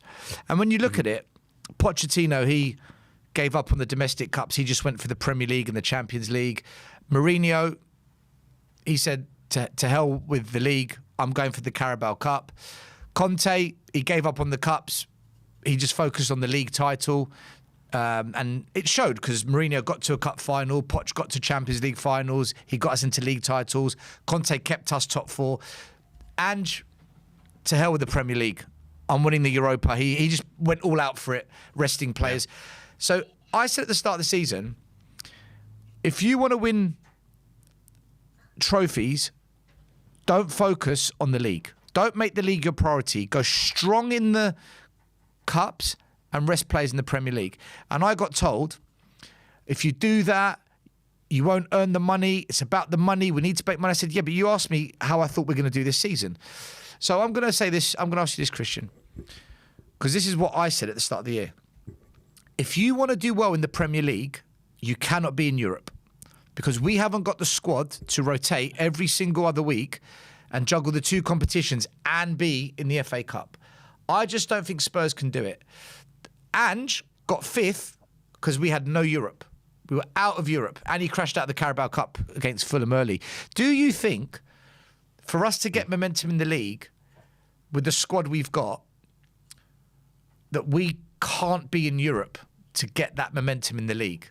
Do you think something has to give, or do you really believe we can do well in Europe and do well in the league at the same time? Because I just my opinion, I don't think we can do both. I don't think we've got the squad for it. But what's your thinking? That is a hard question, because Yeah. I hate losing. I hate losing more than I think I love winning. And maybe that's that. And, if you don't watch sports, maybe you don't understand that. But so the thought of losing just infuriates me. But realistically, it's hard. It's hard.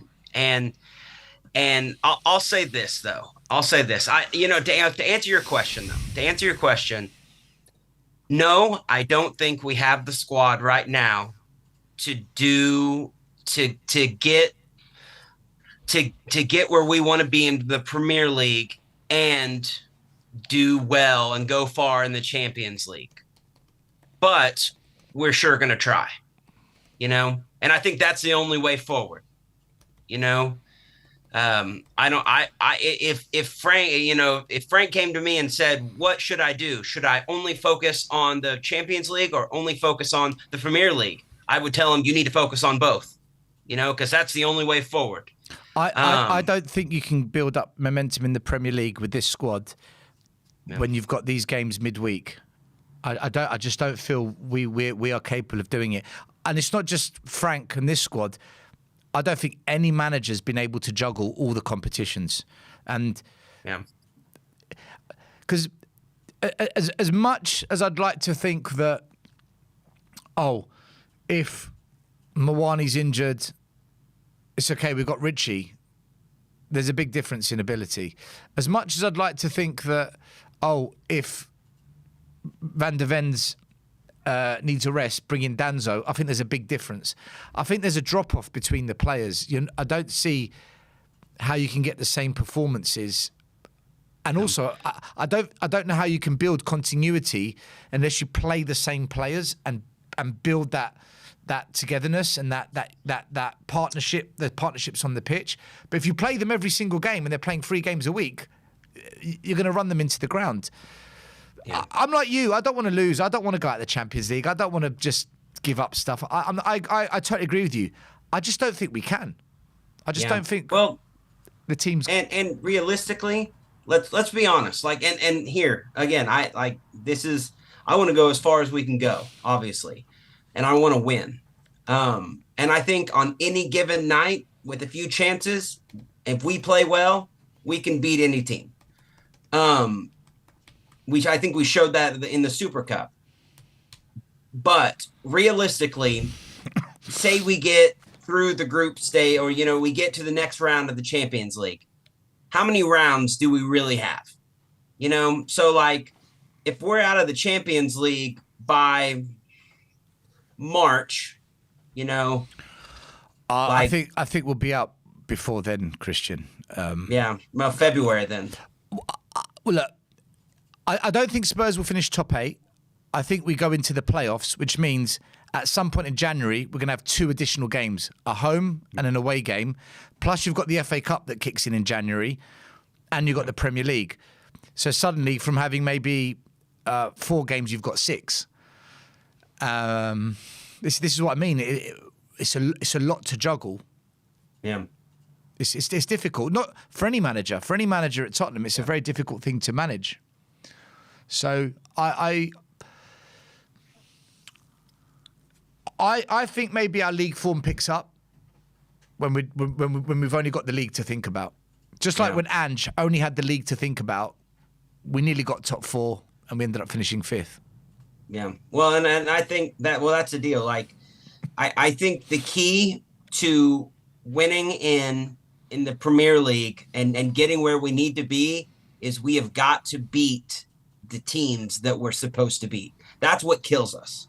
And you know, I think that's for anyone. Like, you know, any game that is a non, you know, top 6 team at home, we need to win. Like, easily, maybe not easily, but thoroughly.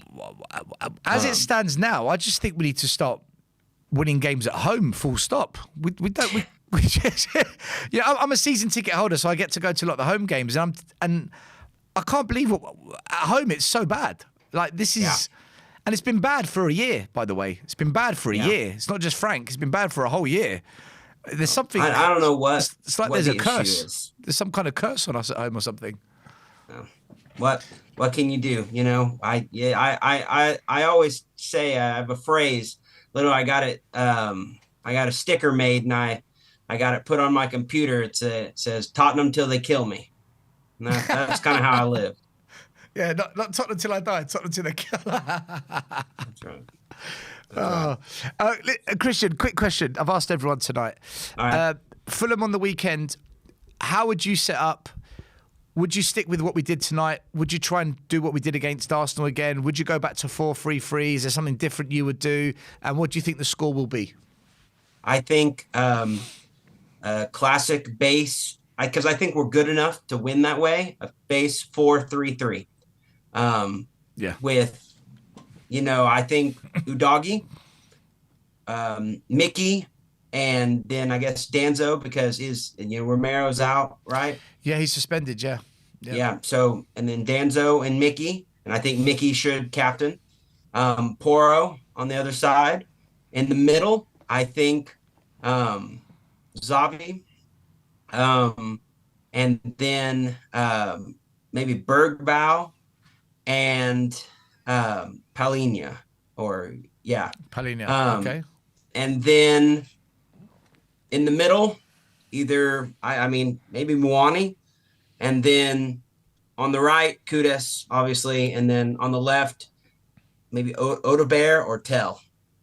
So that's how I would set up, and and I think just a base, and like you said, let's get back to being good at the fundamentals. Let's get back to playing fast, because I think we have the players that whenever we keep it simple, where we understand what we're doing and the direction we're going, we have the players to just beat teams with our talent. What's your score prediction? My score, 2-0. 2-0 Tottenham. It's exactly what Journey before you said as well. But I'll say this, 2-0 Tottenham, but both goals come in the second half. Okay, so a nervous one for us then. We're going to have to wait. Yeah. Where are you calling from, Christian? The United States. Whereabouts? Oklahoma, the United States. Okay, I haven't been there. I haven't been there before. Yeah. It's like 6:00 here in the evening. Oh, wow. Oh, okay, that's nice. That's nice. It's midnight here, so. Oh, yeah. I've gotten up at 6 a.m. to watch Spurs before, so no worries. Mate, that's what it's about. True Spurs fan. Right. Thank you for calling in. Make sure you call in again. Saturday's the next one, so if you're up, come and join us. Well, come on, you Spurs. Come on, the Spurs. Take care, Christian. Okay. And we have someone calling from his car. He's where's he going? He can tell us now. Let's bring in Lee. Lee, where are you going? Where are you driving? Let us know. Lee, I think you're on mute.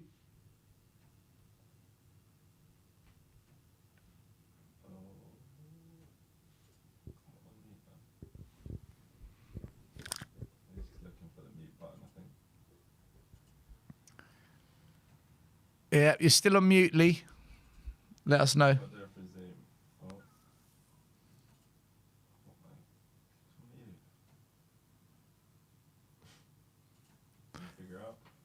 Maybe pull over or something and get on the phone. I don't know. Can you pull over? Oh, he's gone. Oh, you're still there. Okay. I think you need to unmute through the Zoom. So when you've logged in on Zoom, you've muted Zoom. We'll just wait for Lee to sort all that out. Is there many more, Sammy? There's 4 more. All right, let's bring in the next one until Lee sorts out the audio. Lee, we'll bring you in once you sort out the audio. So we have.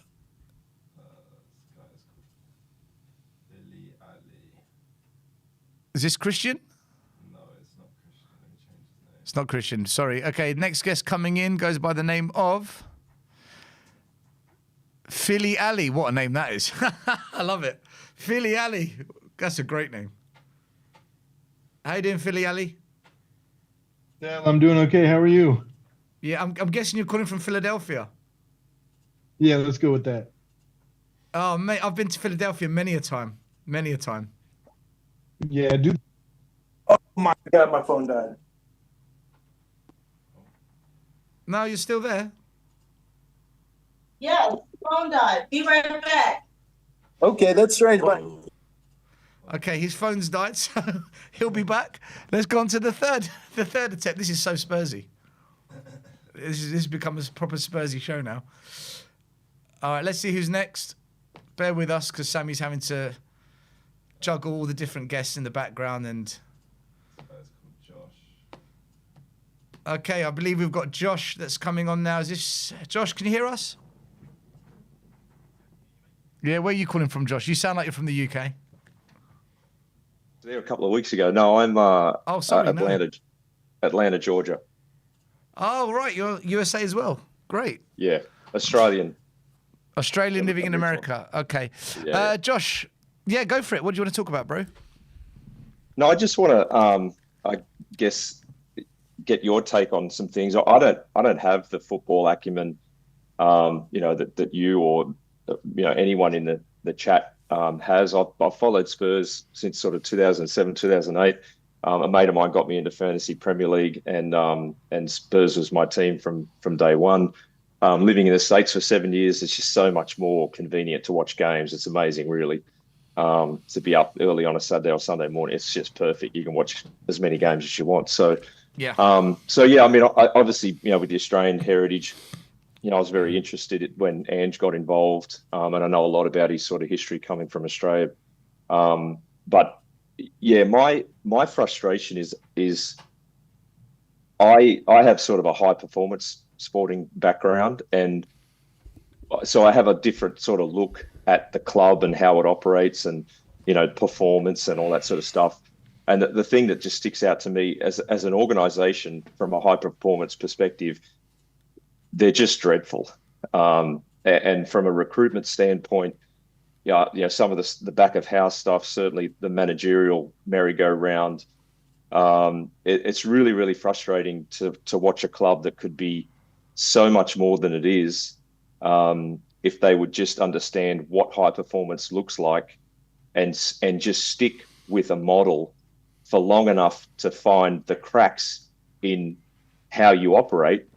But these managers just don't last long enough for the organization as a whole to find those things, troubleshoot them, fill the gaps, and then actually remain static for a period of time where you can actually get success. I'm never someone who is bouncing off the walls when we beat Man City 4-0 last year. I'm not suicidal when we get hammered by Arsenal. I just look at the long game, and that's really frustrating because the club doesn't seem to look at the long game for long enough. So, no, listen, I totally get what you're saying. It makes perfect sense to me. I want to ask you one question. In order for you to play the long game, do you agree that you need the right leaders, managers in place for the long game? 100%. Look, I remember. Oh, sorry. If there's a backup question still. Yeah, I was going to say, is Frank the guy for the long game? Because I thought Poch was.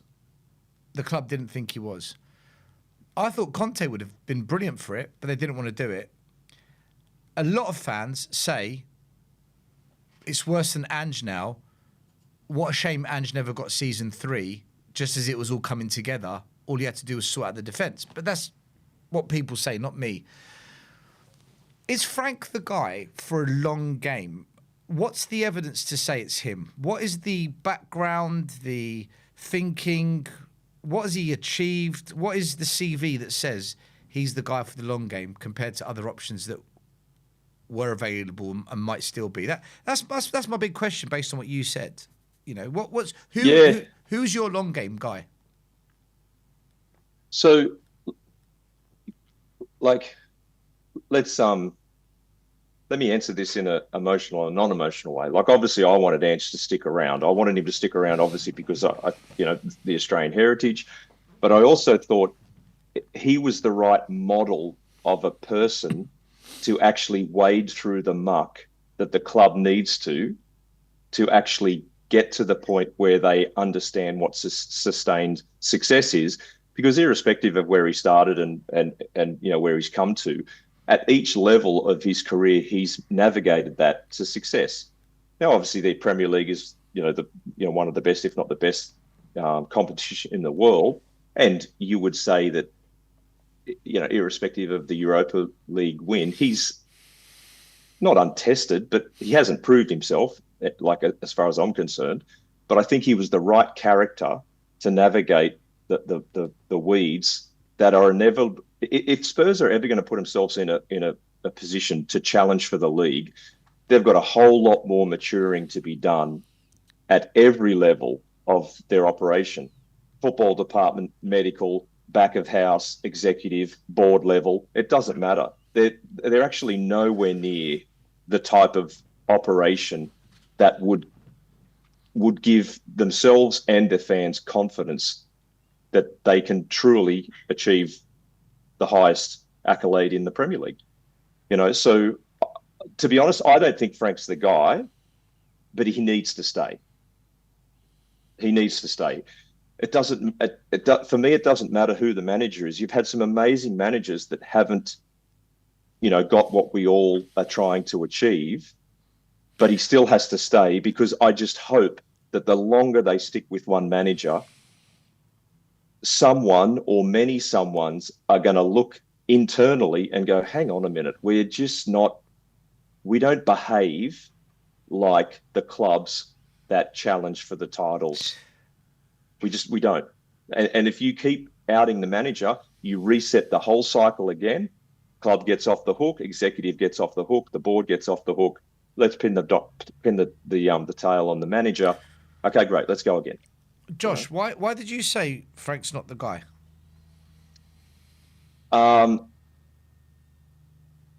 Let's talk about some easy answers, because he hasn't ever won anything. When you've won something, what you learn from your failure on the way to winning is why you become a perpetual winner, right?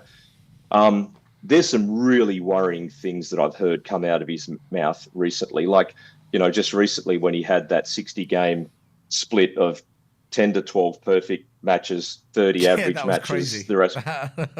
So the first thing is that unless you've had a high-performance sporting background, the biggest issue for me is not the 30 average games, right? The best managers in the world are expecting way fewer than 30 average games. The biggest issue for me that he was saying 10 to 12 perfect games. When you're elite, you don't chase perfection, because there's no such thing.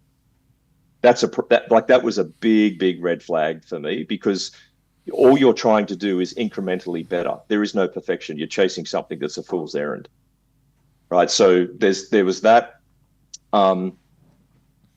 Coming off the pitch, or the players coming off the pitch and doing a post-match presser, some of the takes on our performance, that it was a good performance, I just like, in what world, how do you categorize what is good? Because that was a disaster. When we beat Leeds 2-1, good performance, mate, we got away with that game. there's been a lot of games that we've got away with late. I think even the Wolves 1-1, he said something similar. A game that was a miracle draw.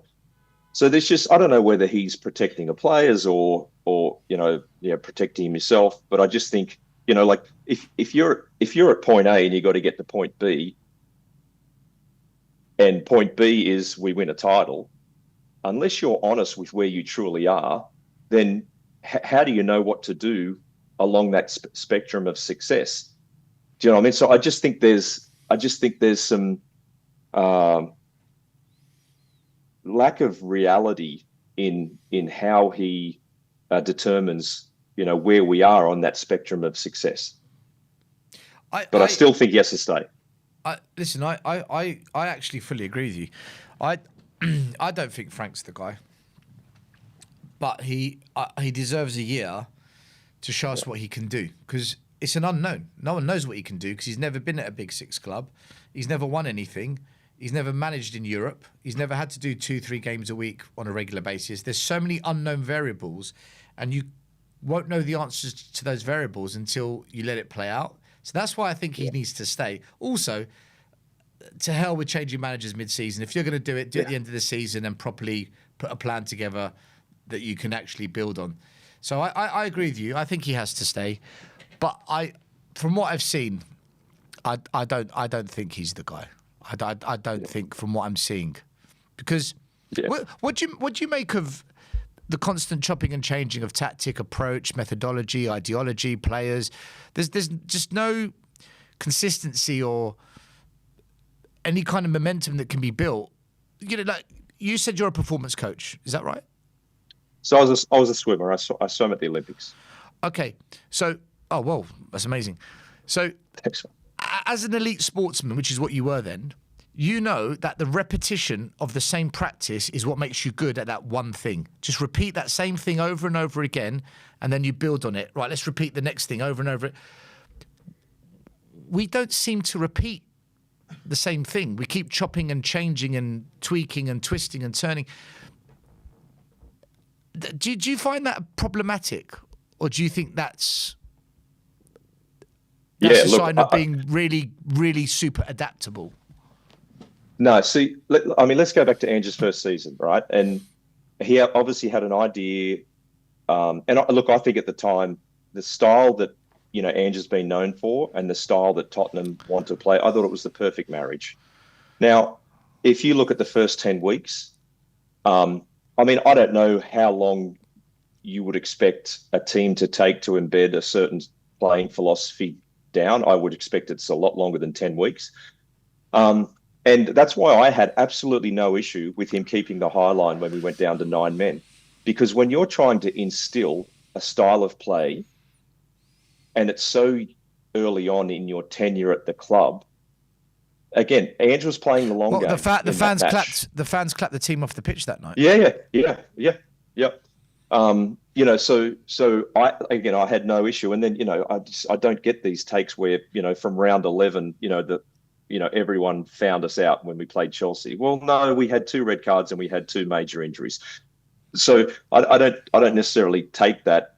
Now, and from that point onwards, there was some significant injury management that was done all the way to pretty much February, March I think the of the fans year. found it too much risk, though, constantly playing a high line every single game. It was too risky. It was too much. Yeah. Well, yeah, I get that. And, but also don't forget in the early days of that window of time, a lot of people, were calling Andrew one-trick pony. Well, the Europa League later stages and the knockout stages obviously disproved that with how we played. And a lot of that has to do with how our leagues are run back home, in that there are, knockout stages and to win the title. So, I think if you've got a playing style that is your core playing style, yes, you should spend the majority of that time, or the majority of your time, focused on embedding that as a playing style. You hear innuendo and talk from the players and that sort of stuff, but I think it's quite curious, the stuff that I've heard recently, where the playing group is getting frustrated because Frank is setting up to the strengths of the opposition and not the strength of the players. And I again, that could be just complete coincidence, but when you sit back and you look at what he's been doing, it makes actually a fair bit of sense.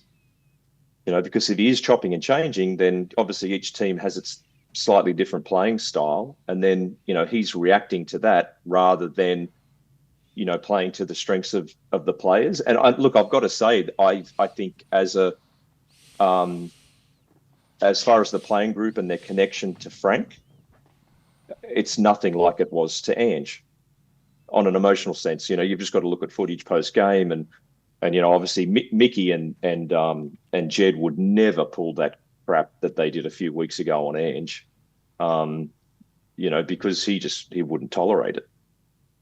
So, what in your opinion do you want to see from Tottenham then going forward? Not just from the manager, but from recruitment, all the things you mentioned, operational, medical, senior executives, manager. What is it you want to see the club do? Because we've been told that now Daniel Levy's left the club, we've got a new version of Enoch in town. Charrington, Vinay, Paratici's back. This is a new dawn. So what is it you want to see? So, like when I think about that question, here's the problem with Spurs, right? The high performance brand. There's lots of problems, Josh. There's lots of problems. If to answer that question in this way, this is the issue with Spurs for that question. Spurs have a high performance brand problem. They have to pay overs for average players relative to the price that they pay, because players don't come to Spurs to win anything. Right? They don't even come to Spurs the type of player that you want to come to Spurs is someone who is already good that wants to get better. What we get is players that are okay or marginally good, and they stay that way. Spurs is a springboard to something else, as opposed to a destination where a player can come and actually win something, have a long-term career, and go, yes, this is my club. So what happens is we have to pay more to attract. Put it this way: if you're going to pay someone 60 million, and Liverpool's on the table, or not now, but City's on the table, or Arsenal, are you going to go for 60 million for Spurs, or are you going to go to Arsenal? I know where I'm going. Yeah, of course. That's a no-brainer. But that's always been the case at Spurs for many years, many years. If we saw it with Diaz, we wanted to buy him, and he went to Liverpool. We wanted Eze, he went to Arsenal. So we know this is fact. We've seen it happen many a time. So if you're a good player and you know that aside, Josh, we know that when it comes to competing with certain clubs, we're just probably going to come second best. But what do you want to see? Okay, let me reframe it. What do you want to see realistically from Tottenham then? They have to stick with one manager. With how they operate, the only option they have is they have to stay with one manager for at least 3 to 4 years. And, I had no issue with 17th last year. Absolutely none whatsoever. Because as soon as Ange realised that, we're not going to get relegated, and he prioritised something else. And that's why I think he should have stayed, at least for half the season, because he was a winner. There's no doubt about that, right? He was, character-wise, he was a winner. He was prepared to make the difficult decisions to get a result, right? And for Spurs to have any hope that they look within and identify the things where they are missing, they need to stick with one manager for a window of time. And look, to be honest, if it were me, I'd be looking for a high performance specialist outside of football. I'd be trying to hire someone from the NFL, the NBA, some high level global sport, or to do what, Josh? To do an audit. Someone needs to get into the club and do an audit of how they Apparently, we perform. did an audit last year. We did a whole internal audit of the entire club. Apparently, we did this.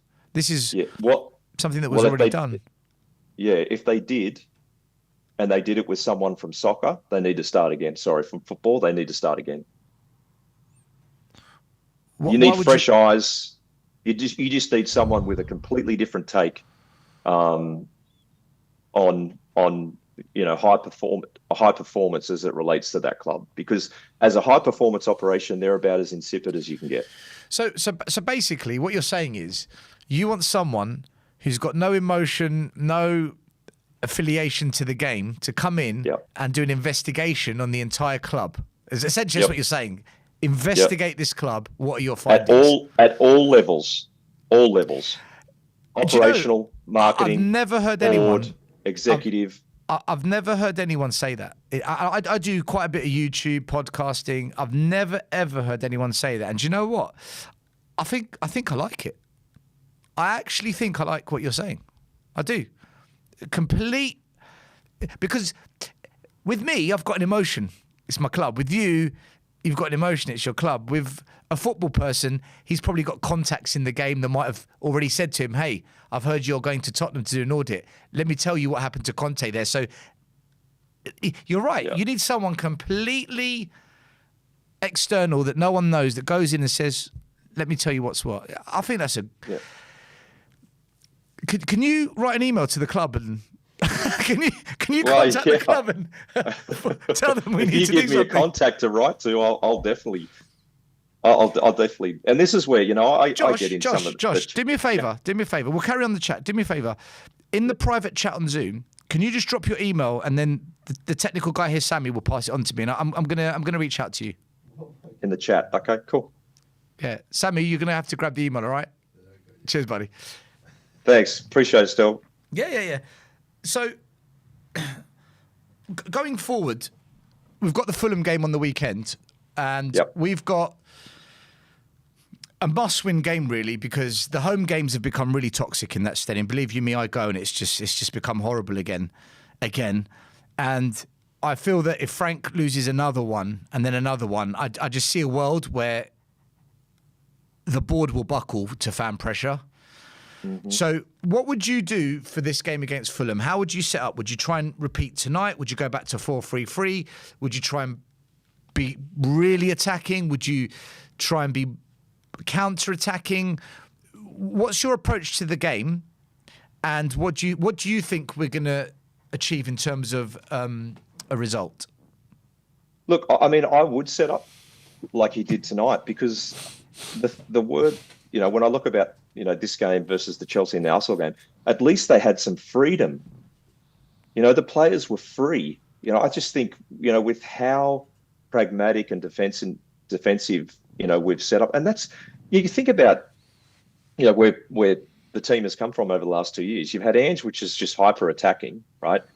And then you come in. I mean, it's almost as similar as Ange at Forest, which was never going to work. I mean, I just I honestly don't know why he took the role. I thought that's probably the dumbest move of his entire career, that he even took that role. I thought that as well. When he took the job at Forest, I said, Ange, take some time out, take a break, mate. Just it's like Usain Bolt trying to run the marathon. Like, that's literally how different the two approaches from Nuno to Ange are. So it was never ever going to work. And obviously we know that the owner's incredibly volatile. But yeah, look, I would set up like we did tonight, because you've got to expect that Fulham don't have the attacking prowess that PSG has. And I think if he sets up like, we'll probably win 2-0, 3-1. And it's funny, I was in London for the Chelsea game, actually, and I was staying in Tottenham, and I was at a pub while the game was on. I walked around the stadium; it was amazing, and I could hear the boos from a quarter mile away. When it was unbelievable, the noise that the crowd was making. So I think if he sets up like he does, and look, I mean, Fulham are 15th in the ladder. What have we done to teams that are 15th or worse in the ladder? We've beaten them 3-0, all of them. Yeah, well, except for Wolves, we just about got a last-minute draw. Yeah, but yeah, we beat Everton. We smashed Burnley. We beat Leeds. Yeah. We should really be winning this game. I think even a draw, it might go toxic. I think even a draw. I think it needs to be emphatic. If it's not emphatic, then there's not enough disassociation from recent performances that the fans will still remember how impotent we've been. He needs to make a statement for this type of match, Yeah, no, Listen, I fully agree. Josh, I've still got another 3. Yeah. Sorry, Sammy? Oh, no, you're the last one. Okay, the rest have gone. We can give you another 5 minutes. Oh, it's early here. I want to ask you something about something that constantly seems to be happening with our fan base. When we win, the manager gets all the praise. When we lose, the players get all the blame. What do you make of this? There's almost as if people have set up their stall. This is my camp, and I must defend it. This is what I see when we win and when we lose. It just seems a bit biased, and I when you look at the current situation, do you blame the players? Do you blame the manager? Do you blame the club? Do you blame the coaches? Do you blame the fans? Do you blame everyone? What do you make of it? Because I always find that depending on the result, it's the same people that get the praise. So when we beat Man City, nobody said the players were shit. When we beat Everton, no one said the players were crap. But when we draw to Wolves, when we lose to Arsenal, oh, these players are rubbish. Where are you at with it? What level do you think the players are at, the managers at? It would be great to get your perspective. Look, I think the frustrating thing for me with the players is I actually don't think it's too difficult to tell whether the quality is the issue. Personal pride in performance is most definitely the issue, and that's where the inconsistency in performance comes from.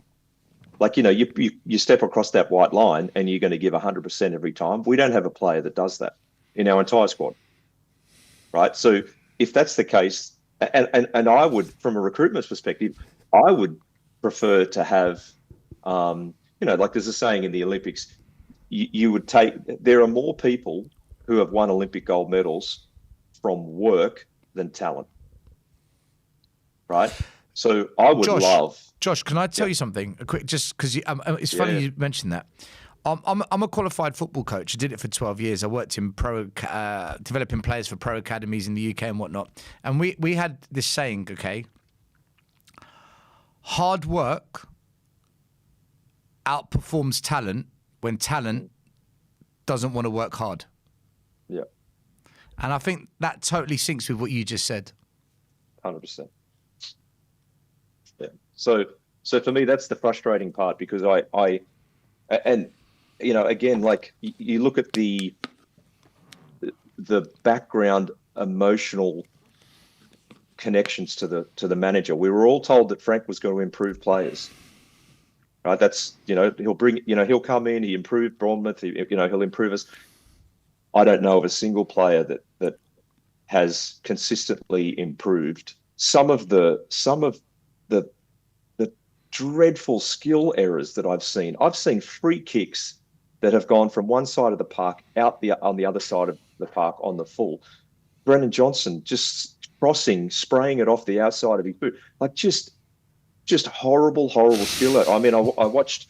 I watched your in-match thing today when you made a comment about our passing accuracy, 60-something%. So just bad. Atrocious, right? So bad. So, yeah, again, it comes back to Spurs as a brand. As a performance brand, it is in the toilet. And I've been around long enough to look unemotionally, and going back to I understand the fans and their impatience. I understand it, because there's a rugby league team back in Australia called the Canberra Raiders. Oh mate, like, you want to give yourself an uppercut. They're so hard to follow, because they won the league in '94. The next time they're in the grand final was 2018. They're just inconsistent and just so hard to follow. There's an NFL team like that as well called the Minnesota Vikings. I was in Minnesota And I went to watch. It was the last game of the season when Conte won 5-0 against Norwich to qualify for the Champions League, and Sonny became Golden Boot. And I went to Minnesota Spurs. Big up to all the Minnesota Spurs guys. I was there with them, and they all said to me that supporting Minnesota is exactly like Spurs. It's exactly the same. So what you're saying about this team in Australia, I totally understand where you're coming from. I totally get it. Yeah, I mean, everyone has their prejudices, you know. Like a lot of the people who are in for Frank are not necessarily in for Frank. They were out for Ange. And, you know, I got, you know, accused of being, you know, an Ange in. I was not an Ange in. An Ange-sexual, I believe. Yeah, an Ange-sexual, yeah. I was Ange not yet. I was Ange not yet. I wasn't Ange in. I wasn't Ange out. I was Ange not yet, which means I needed more information, more evidence, more to actually make a decision. And a lot of the Ange sexuals, if most of them, they would say, yeah, no, it's not like I'm a cult to this guy. It's like, hang on a minute. Like, have we had a long enough window of time? Like, you imagine if we didn't have the injury scenario. Like, I think what's happened. Yeah, no, I totally get you. Although his style of play did cause some of those hamstring injuries, if not all of them, which you know, we can't just pretend he wasn't partly to blame. But I think what's happened at the moment at Spurs is, and I see it with friends of mine, like good friends of mine, where it was they so wanted Ange out, like so just get this guy out, and you're allowed to think that, you know, everyone's allowed their opinion, but it was anyone but Ange, anybody but Ange. So as soon as Frank came in, yes, it's not Ange. He's the best. He's the man. Yeah. He's a great coach. He's a master tactician. And they put him on such a high pedestal because it wasn't Ange. Rather than saying, guys, can we just take a step back? Who is this manager we've just hired? What's he actually achieved? What's he done? What's he like at a Big Six club? What's he like in Europe? Should we not sit back and wait and see what he does at this club before we create this big euphoria about him? But what happened was, because it wasn't Ange, so many, should I say, went all in. My chips are all in with this guy. And it was just, it was crazy. And even to this day, there's good friends of mine I do YouTube with, and I say to them, guys, how have you got like this? Because you weren't like this for Conte when Conte was playing rubbish football. You weren't like this for Mourinho when Mourinho was playing rubbish football. You know, I think it's weird. It's just really weird what's happened to us this season as a fan base. Yeah. It's strange. Yeah, and I think, look, again, going back to just how bang average Spurs are as a high performance operation. Yeah, we are. You're right. Their biggest mistake, and this is where I just they should have waited for the fanfare of the Europa League and the, you know, the last day of this, you know, the previous season. Like, honestly, Ange should have been sacked on his holiday. If you're going to sack him on his holiday. They waited and they waited and they waited, and that's time that they could have been using to get Frank in even earlier, have a much sort of clearer, you know, transfer strategy. Or that's what I mean. This is just. I'm not a football person. I look from the outside in and go, this is stupid what you're doing. Like, you got to be more clinical, you know. Josh, can I ask you a question? You know, with the way you look at a sports organisation and tweaking those levers and pushing those buttons to get performance to the optimal, and small things like you just said, look, sack this guy now. Don't wait until later on, because you're using valuable time that we could work on the performance of the coach working with the team and transfers. Do you think, because we are a multi-million pound machine, we are an animal right now of an organisation. Do you not think there's someone in the club that hasn't recognised this and has got these people in the club already, from your perspective, when you look in from the outside? Okay, so I'll answer it like this. I've learnt more about my stroke, which was backstroke, since not being a swimmer. Right? What that means is, when you are in the crucible of operation, and this is why someone who's external to the club has to come in with no emotional ties, some sort of consultant that just comes in and just tells it how it is. That's what I mean. Like when I was training miles and miles and miles a week, I don't have the headspace to conceive of improvement at that granular level, because I have either distractions, or I have expectations, or I have my own family, or I have, a club that's, falling down the ladder, or an injury list that's growing by the day. Do you know what I mean? There's too much to take your attention that you really, and the other side of it is too, that people are self-servient.